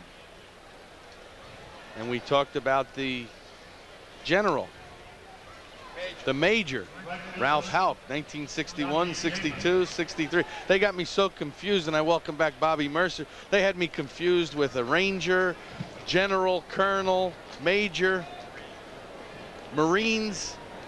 Well, you got the Marines right, and you got the major right. Top of the 7th inning, and the Yankees behind the Royals 2-1 as Gooden faces Johnny Damon, leading off here in the 7th inning. Kansas City with 2 runs on 6 base hits off of Doc Gooden, and it came at the hands of a home run. High fly ball, easy play for Bernie in center field. And there's one down. It was Jose Offerman in the 3rd inning with a 2-run shot.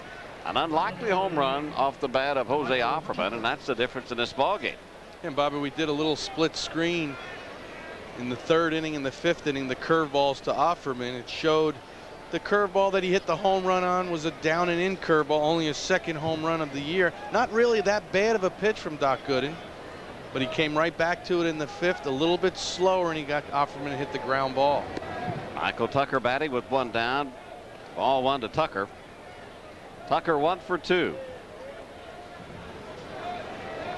Beautiful day for baseball. Bobby Mercer along with Rick Cerrone here at Yankee Stadium.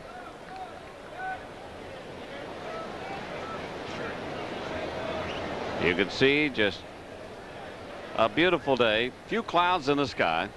Lots of sunshine. And a hard shot down to the right side, and it's Tino Martinez. An unassisted play, and there's 2 gone. Here's this month's Mazda Fan Speak Out question. Which current player stands the best chance of breaking Roger Maris' single-season home run record of 61? Send your replies to the Fan Speaks Out. WPIX TV, 220 East 42nd Street, New York, New York, 10017. And I believe we'll have our answer for you on our next broadcast, which will be Friday night from Kansas City. As Mike McFarland bats with 2 down. McFarland 0 for 2 this afternoon. He had a couple of big strikeouts for the Yankees in yesterday's 5-4 win. Rivera got him, and then John Wetland got him in the last inning. His last 2 at-bats left 5 runners on base, both with strikeouts. Well, what's new from Rivera and Wetland? That's what they've been doing all year long, and the reason that the Yankees have 11-game lead. Their bullpen is different than any other team in baseball. This should be an easy inning for Gooden, and it is. We'll go to the bottom of the 7th here at the stadium. The Yankees behind the KC Royals 2-1.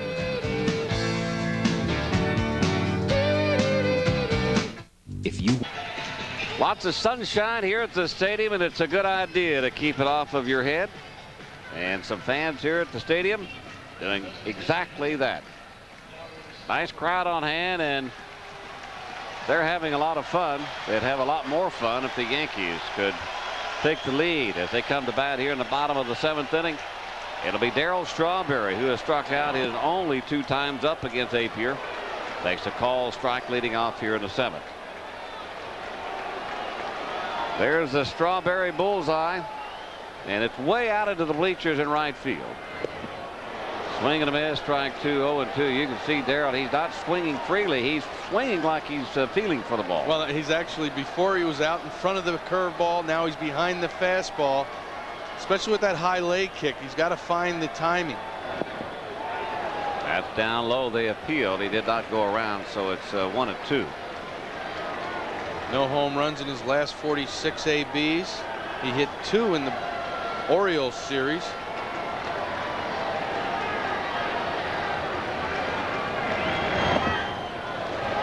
Down the dirt. Nice stop, or a nice block, I guess you would say, by McFarland.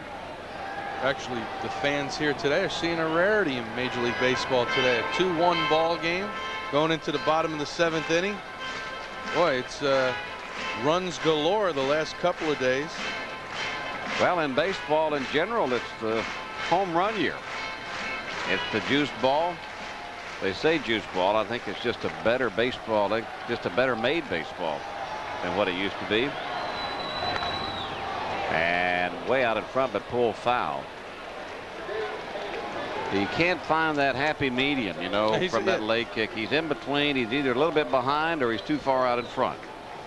And you would think right now he's set up. Let's just check it out. He gets out there a little front of the breaking ball. He's got nothing left to swing with. You think Appier would go to a high fastball now.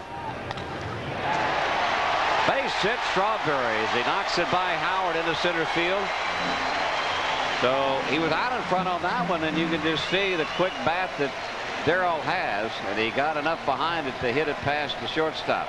Right where Spanky wanted the ball, away, and he just rifles it back up the middle. I thought they would try to bust him up again, up the ladder like they did the time before. Let's see where he makes contact. Right about even with the belt buckle. But that was something that was going down and away from him, so they stayed away from his power, and they knew he would be out in front. He just got enough of it to come up with a base hit. That brings up Ruben Sierra. Ruben 1 for 2. He doubled back in the 2nd inning, and he hit into a double play in the 4th. Strike 1 to Ruben.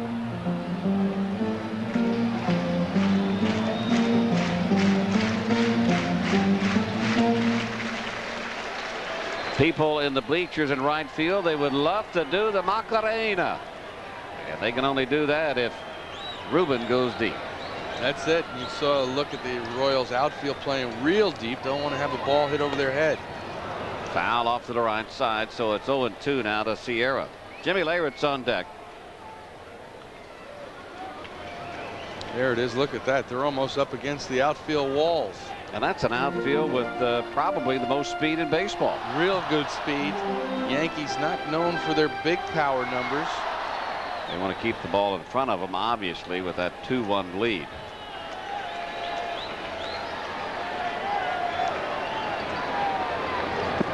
Swing and a miss on the split-fingered fastball, so Sierra strikes out. 1 gone. I don't know. You suppose that if Joe Torre wanted to, as we take another look at Sierra's strikeout, look at that ball go down. Wow, it just swings right over the top of it. You think Girardi is well enough to be able to play in case he wanted to pinch hit here? Well, Bobby, I know he's got a little case of the flu and he's been a little run down. I think this kind of tells you that maybe he's not ready to play. That's tough when you only have 2 catchers on your roster. So Leyritz will bat. 1 down, 1 on here in the 7th. Foul back and out of play. Leyritz, it's been a long time since we've seen Jim drive a ball to right center field, and that's his power. I mean, remember when he won the ball game against the Mariners? He hit a bomb to right center field. I noticed he's a little further away from the plate, really trying to go into the ball. There goes the runner, and the throw by McFarland is not in time. Strawberry steals second base. And for a moment there, I thought it was a hit and run. But Leyritz lets it go, and Strawberry is at second. One advantage for Strawberry. He got the curveball. Takes a little time longer for the catcher to be able to set his feet and get in position to steal. Gets a good pitch to run. Look at Strawberry taking a peek back. Long strides. Roberts takes the high throw, but Straw's feet is in. It's in there. He beat it. So the tying run is out at second base now for the Yanks. But it's an 0-2 count to Jimmy Leyritz.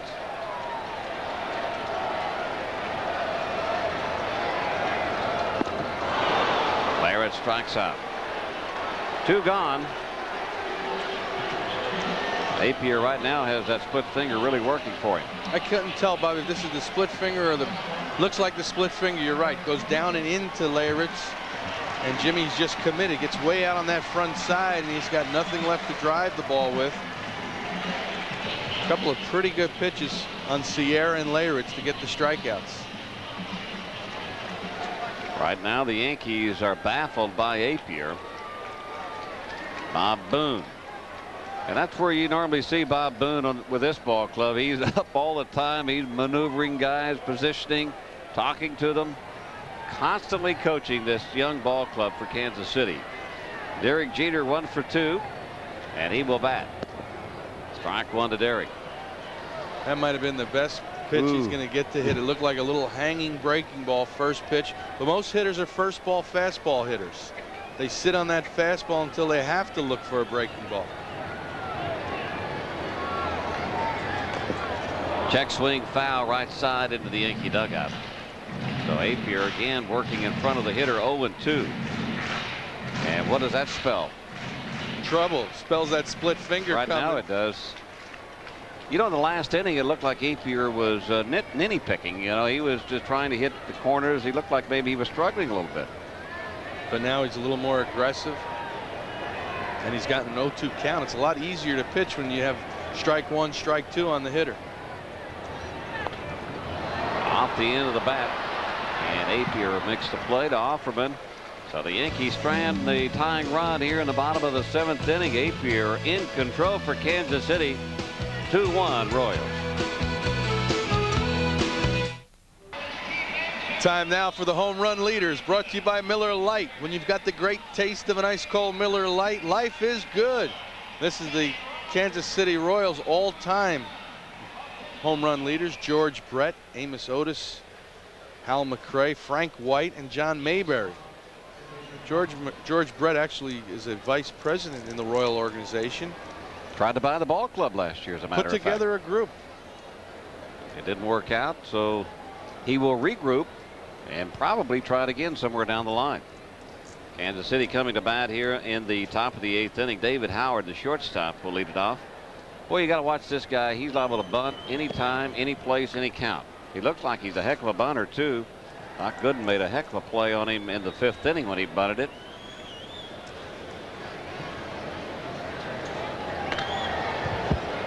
Pulls that one foul. Nice play, nonchalantly. The bat boy or the ball boy down the right field line. Nice play. He's made a couple of good ones today. He keeps the ball handy just in case he misses one. He pulls it out of his glove like he didn't miss it. I should have thought about that yesterday. I missed one of Guidry's little pitches. Should have had another ball in my pocket. Hey, Joe Pepe took a little swipe at you. It didn't hurt you, though, did it? No, did not. I had nothing to do with that Pepe. He was still carrying on about the hair incident from a couple of nights ago. The owl. Owl story. The owl? I don't think I know that. No. What is that? No. I'm not getting in any more trouble with Pepe. Oh, yeah? No more. I saw your hair, you know, when we saw that picture the other day, Well, where the cirrus cloud was hanging around your head. Yeah, well, I happened to notice a picture from you on Sports Illustrated. Your hair looked like it was all matted down. That's different styles. Scooter liked it. Left field, Ruben Sierra puts it away. Scooter Yankee liked it. fans, let me listen to this. Huh? Yankee fans, July 3rd, rain out against the Boston Red Sox will be made up on Sunday, September 22nd at 2 p.m. with the originally scheduled Yankee-Red Sox game to follow at 8 p.m. That's a split doubleheader. Please note, it's a separate admission, day-night doubleheader. Each game requires a ticket. And those tickets are on sale now at Yankee Stadium, Ticketmaster, Yankees clubhouse stores.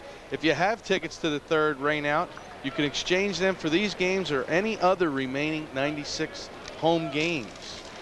Wow, that's a long one. Split doubleheader at Yankee Stadium.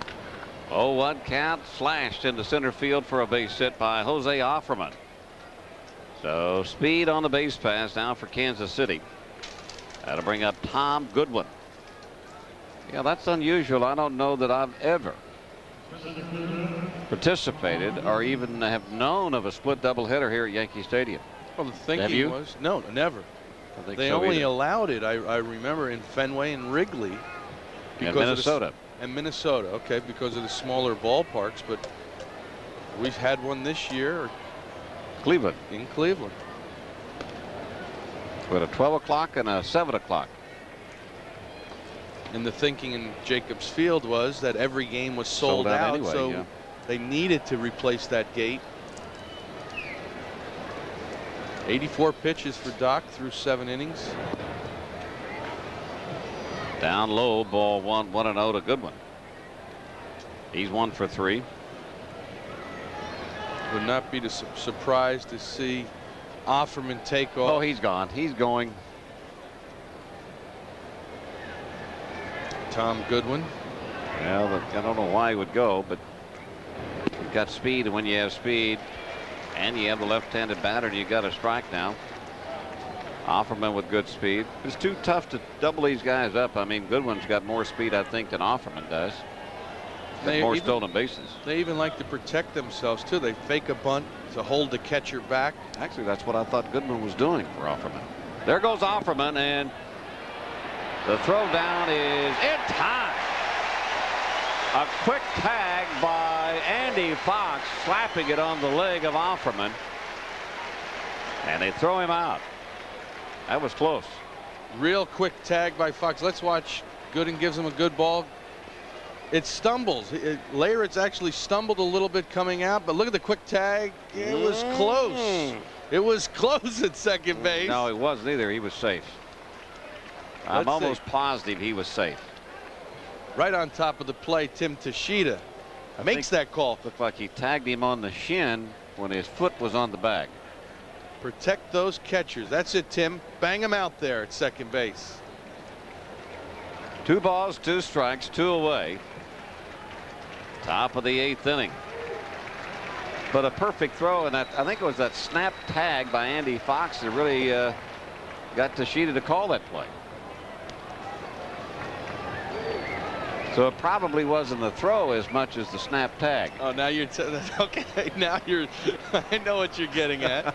Great play by Andy Fox. Catcher was just happened to be involved in that play. I'm just kidding. High fly ball, easy play for Ruben in left field. AC is gone here in the 8th inning. They throw out Offerman at second base. That was a big play. Now they've got Booney scratching his head just a moment. We go to the bottom of the 8th inning. Gooden has pitched a good ball game, but the Yankees are behind 2-1. Welcome back to Yankee Stadium. Time now for the Jeep game summary. And it's been all pitching today. The Yankees were in front on Leyritz's ground out RBI in the 2nd inning. Offerman, a 2-run homer on a curveball from Doc Gooden, and that's been all the scoring. It's been a well-pitched ball game. Apier's just out-pitched Doc Gooden by a hair. Apier through 7 innings has only allowed 4 Yankee hits. And Mike Aldretti pinch hits for Andy Fox, leading off the bottom of the 8th inning. Aldretti, a .235 hitter, 5 home runs, 16 RBIs. So the Yankees, it's getting late for them. Aldretti, when he was with the Angels before coming over here, had 2 pinch hit home runs for the Angels this year. He's used to this role.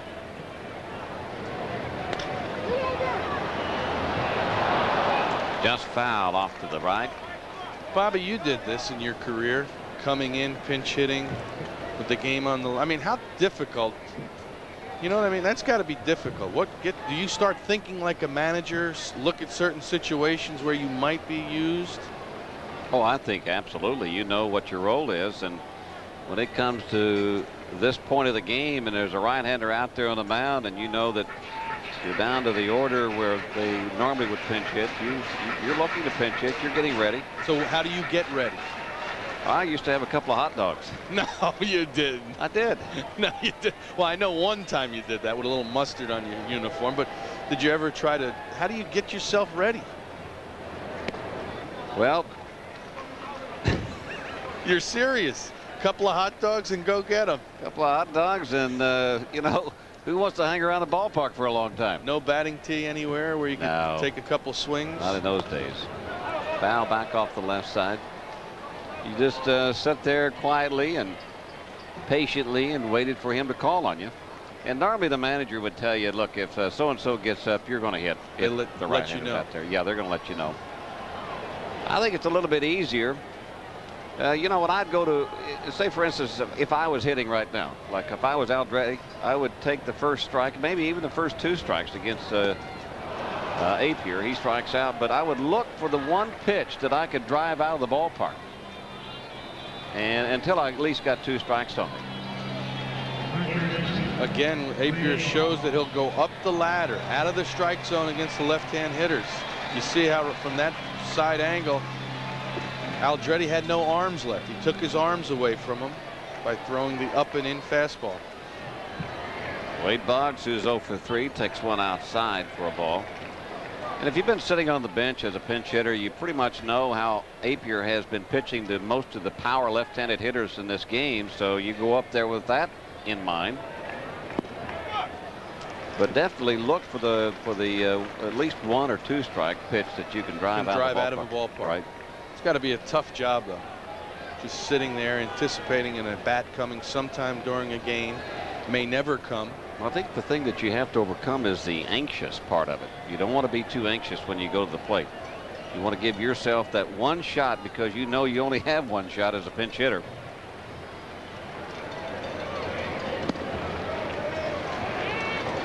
Two balls and 1 strike. And Paul O'Neill trying to like psych himself up a bit. Stay on top of the ball. See how he's trying to drift in, glide into that swing. That's what he's thinking. He asked yesterday in the clubhouse, old timers game, he said, Rick, do you notice anything different in my stance? Am I drifting? Am I getting out too soon? I don't notice anything.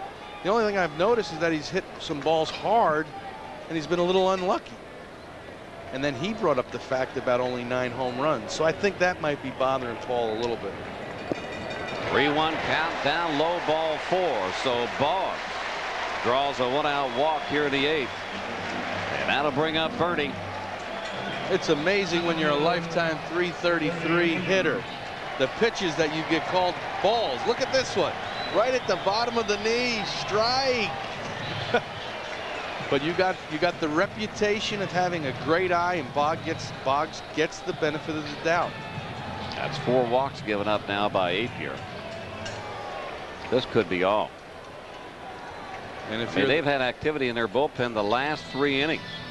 And if you're the Yankees, you're hoping that's it for Apier. I mean, he is Giacomi and Linton, who's been starting for them. Now here goes Keeson. He's going to call down to see if they are ready. Well, you know they want to let Bernie bat, I think, from the left side because Bernie's such a much better hitter from the right side. So I think they'll be ready for Paul O'Neill depending on what happens here. But this could be the ball game too. Apier misses way outside, ball 1. One of the reasons Joe Torre likes to start a lot of runners, the Yankees right now, second in the major leagues in hitting into double plays. They had 105 double plays they've hit into. That's why you see Torre getting guys in motion, trying to stay out of the double play. And this could be the double play. The second for 1 and a wide throw. Offerman makes the play, and he thought he had Bernie tagged before he went over the bag. And McFarland, the catcher, giving Barrett a hard time down the first baseline. Offerman made a nice play there, but they only get the force at second. Goes to the sinker away. Bernie hits it on the ground. This is a tailor-made double play. Bip Roberts gets the ball, just makes a bad throw, and very close, almost nicked the back of the jersey. But that's been, if there's been one thing, might be two things that the Yankees, it almost looked like Bernie missed the bag too. Looked like his foot came up a little short at first base. But they've hit into a lot of double plays this year. Good time for O'Neill to break out of it. Strike 1 to Paul. O'Neill 0 for 3. He's hit the ball on the ground once and has flied out twice.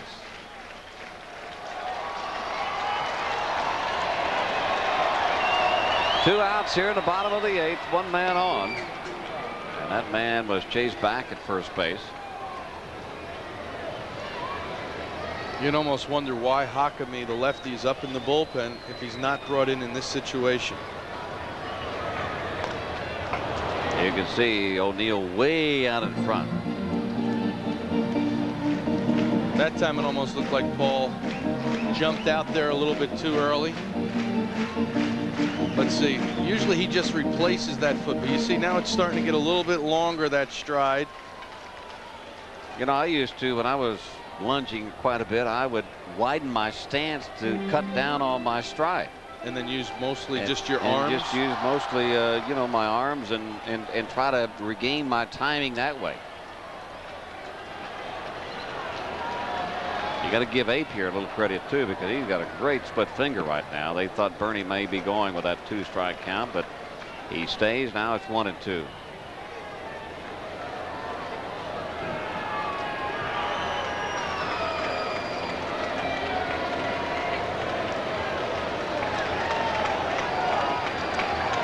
See Offerman back to holding the runner on. Did you see that before, Bobby? He was off the base in front of the runner, and then finally Apier called him over. He said, listen, let's go back to the standard way of holding runners on. I thought it would be very difficult for Apier to throw the ball over to first base.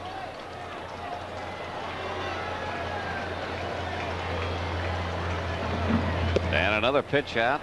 Oh boy! And this time Boone McFarland. What happens now when, that's when tough. you and your manager, and I'm saying you because you know. Well, the catcher has the option. You're right. He has the option to call a pitch out, but I guarantee that came from the dugout. Double pitch out, back to back. Now the hitter's back in the driver's seat 2-2. The only thing it's telling me, Boone has that much confidence in Apier that he could still get the hitter out. He's got to throw the split finger. Would you think? Runner stays, and the split finger, it looked like a split finger, foul back and out of play.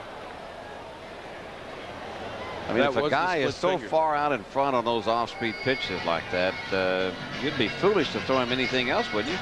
Well, we talked about that the other day with Chris Haney. Remember how bad he made Mariano Duncan look in the first inning the other night? Screwball, way out in front, and then tried to set up the screwball. Remember? And he got beat on it. Yeah. Sometimes as hitters, we gave the pitcher too much credit. Or just the opposite way. As a pitcher, you give the hitter too much credit. Boone flashing some signs someplace. 2 balls, 2 strikes. There goes the runner, and the pitch is swung on and missed. Strikeout by Paul O'Neill with a runner on. We'll go to the top of the 9th inning, and Kansas City still in control, 2-1.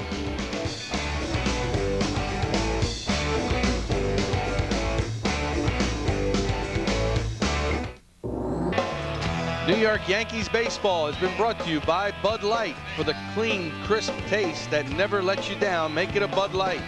By the new Sunoco MasterCard that can earn you free Sunoco gasoline. Call 1-800-4-SUNOCO to apply.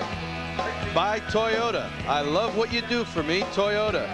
by McDonald's, the official break of the Olympic Games, and by your Tri-State Jeep and Eagle dealer. There's only one Jeep, and it's only at your Tri-State Jeep and Eagle dealer. New second baseman for the Yankees, be Matt Howard. Asked him if he had a chance to unpack. He said, well, we were on a road trip. I did get to see the wife and the new infant baby just for one day, and I had to come back. He said, I'm not complaining. I'd much rather be here than Columbus. Well, we got a new pitcher too, John Wetland, who normally comes into the ball game in a save situation. He pops Lockhart up on the first pitch, foul territory. Martinez takes care of it. There's one gone. Wetland on the hill. Doc Gooden, great performance today. Gave up only the 2 runs on Offerman's home run. Wetland has been the stopper, but the off day tomorrow, you don't want to have John sitting around too much. He did pitch yesterday. It seems like Wetland, Bobby, pitches better the more he works. Yesterday he struggled a little bit. You let him pitch a lot, 4 or 5 times a week. He's got that durability in his arm. And Bip Roberts bats with one gone. Fastball swung on and missed. Wetland with 36 saves not only leads the Yankees in the save department, but also the American League. So Doc Gooden, who has pitched a good ball game, that is behind 2-1. And this is lofted down the left field line. Could be a difficult play, but it's back into the stands. Take a look at Gooden's line from the last 2 games. He pitched 7 innings, gave up no runs on 2 hits in his last outing, and he pitched 8 here. That's 15 innings and 2 runs that he's given up. And even just as important, no walks. And no walks, and it seems to be that the last time that we had Gooden on the broadcast here in Milwaukee, he was so messed up it was unbelievable as far as mechanics were concerned. Right, he had walked 8 batters that game. So the little tweaking of the motion, giving his arm a little time to catch up to his front side. He's not, it's almost like a hitter getting out there too early. That's what Doc was doing, but they've straightened that out, and he should run off a lot of good starts in a row. Good pitch by Wetland as he strikes out Roberts. Good fastball outside corner, 2 gone. I wonder if Stottlemyre knows anything about golf. He sure seems like he knows a little bit about, he definitely knows a lot about pitching. That's what I mean. I may have to go down and have a little lesson from him. A couple of pointers. Yeah. There's Mel just beyond the skipper, Joe Torre. But right now the Yankees are behind by 1 run with Kansas City batting here in the 9th inning, 2 gone, and Bob Hamlin that is, takes the called strike. First pitch curveball to Big Bob.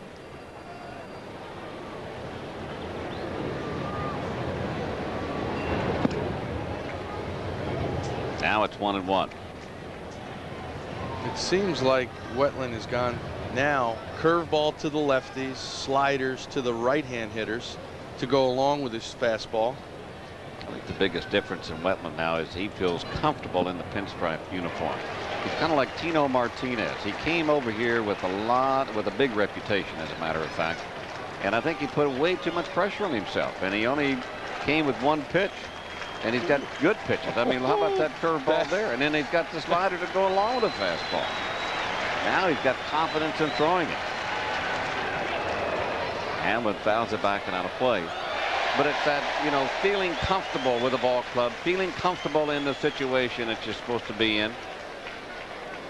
And a happy fan who netted that back in the suites on the mezzanine level. And what does that good overhand curveball do? It makes the fastball look about 5-10 miles an hour faster. Does it ever. Can't just sit fastball all the way against Wetland. Did he go around and they appealed? No, he did not. That's McClellan down at third base. Let's see if he goes. Pretty close. He didn't go. I agree with McClellan. Did not pass the front of the plate. That's what I kind of judge at. If the barrel of the bat goes in front of home plate, then it's usually a swing. So it's 2 balls, 2 strikes, 2 outs in the 9th. Oh, the yacker. I mean, he just stunned Hamlin with that. That's what we were talking about. He's got one of the best ones in baseball. John Wetland coming into the 9th inning, striking out 2 and 3 Kansas City Royals. But more importantly, the Yankees coming to bat here in the bottom of the 9th. Kansas City in front 2-1.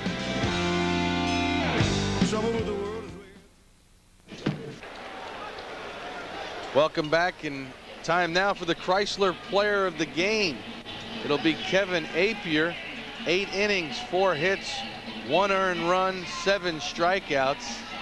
Here he gets Paul O'Neill to end the 8th inning on a nasty split finger. McFarland had to go way up in front of the plate to block that ball. And the new pitcher for the Royals to start the 9th inning will be Jason Hakami. Remember his name from the Mets? Normally a starting pitcher, Bobby, but they've used him out of the bullpen, and he's, you know, a little funny arm angle. Makes it tough for left-hand hitters to stay in there against. Well, Hakami will be facing Martinez, maybe Strawberry, and Ruben Sierra. So potentially here in the bottom of the 9th inning, Yankees behind by 1 run. 2 out of 3 left-handers. Ruben a switch hitter.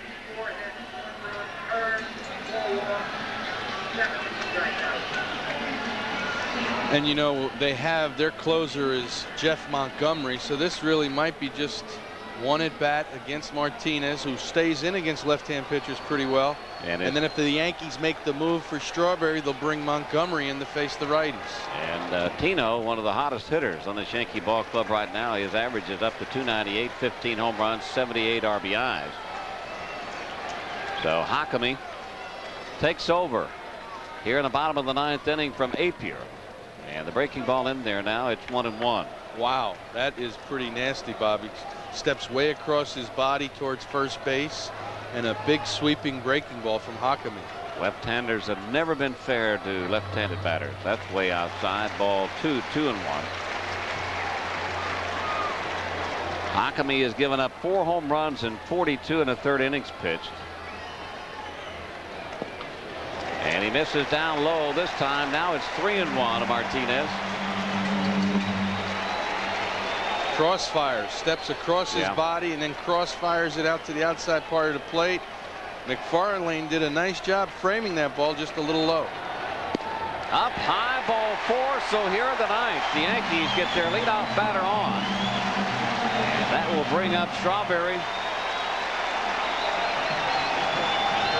So the first batter faced by Hakami here in the 9th, he walks. Boy, Appier was doing such a heck of a job. And now we're going to have a pinch runner for Tino Martinez. Gerald Williams will come in to run. If you're thinking about the Yankees, sometimes they have won 2 games in their last at bat when trailing after 8 innings. Time is called at home plate by Darrell. And I was going to mention, sometimes, Bobby, when you're getting out in front against right-hand pitchers as a left-hand hitter, sometimes it does you better to face a lefty like Hakami. Forces you to wait back to see the breaking ball. Throw back to keep Williams alive at first. Of course, you wouldn't expect a bunt here from Darrell Strawberry. Type of bunt they're looking for is one that goes about 450 feet. R315. Strike 1 to Strawberry.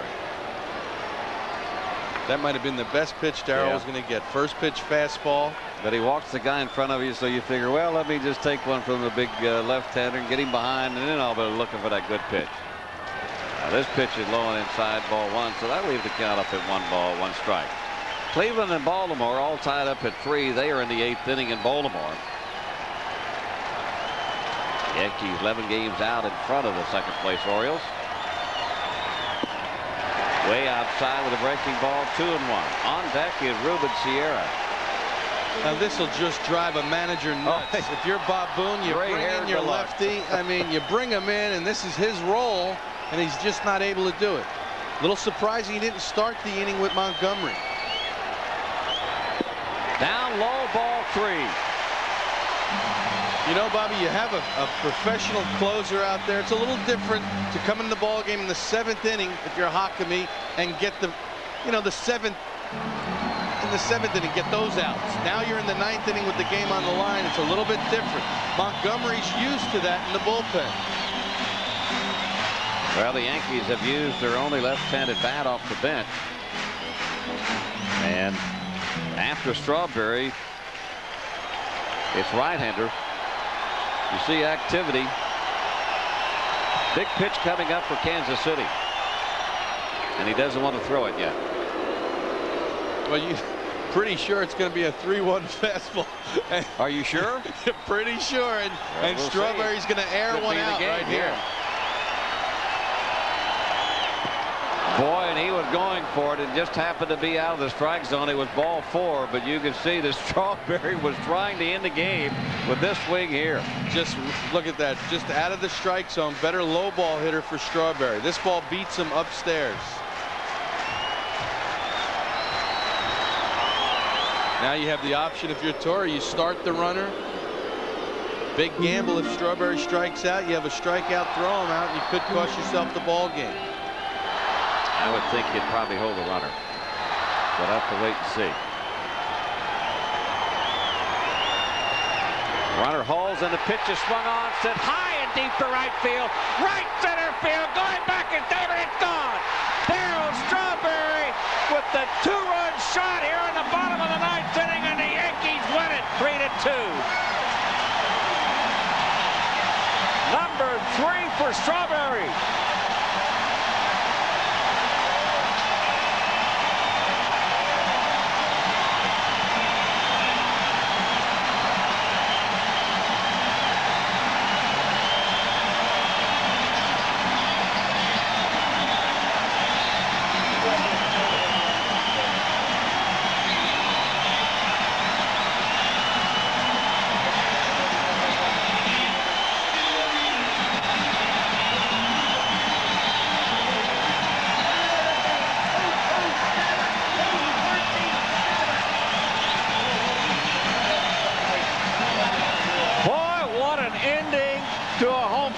For the Yankees, and that could be just the thing. You can see it was the 300th career home run for Strawberry, and it came at Yankee Stadium to win it for the Yankees in the bottom of the ninth inning. And the fans have not had this much excitement in a long time. He does a little curtain call, comes out of the dugout. That's what it's all about. He stayed in there better, Bobby, against that left-handed pitcher. What a way to end the ball game. It's been that type of season for the Yankees. And the Yankees got Darryl Strawberry for one reason.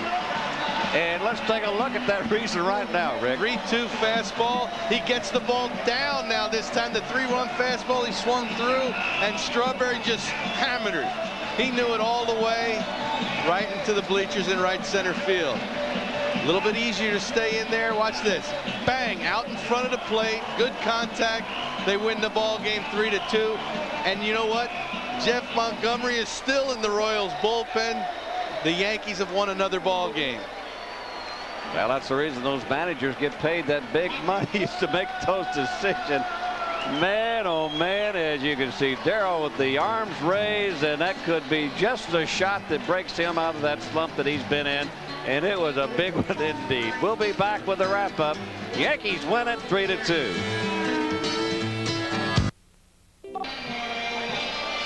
What an exciting game here at the stadium as the Yankees come through in the bottom of the ninth inning off of the bat of Darryl Strawberry. It was the Straw Man's 300th career home run, a 2-run shot here in the bottom of the ninth with Gerald Williams on at first base, and it's gone in the bleachers, and the Yankees come from behind to win it 3-2. Mercy. What an exciting game, and Strawberry does it for the Yankees to close out this homestand for the New York Yankees. That's it from Yankee Stadium. Be sure to join us for our next Yankee telecast Friday at 8 o'clock as the Yankees take on the Kansas City Royals from Kansas City. Now stay tuned for the new Twilight Zone for Rick Cerrone, the Scooter Phil Rizzuto, John Calabrese, Michael Cooney, and all of us here at WPIX. I'm Bobby Mercer. So long.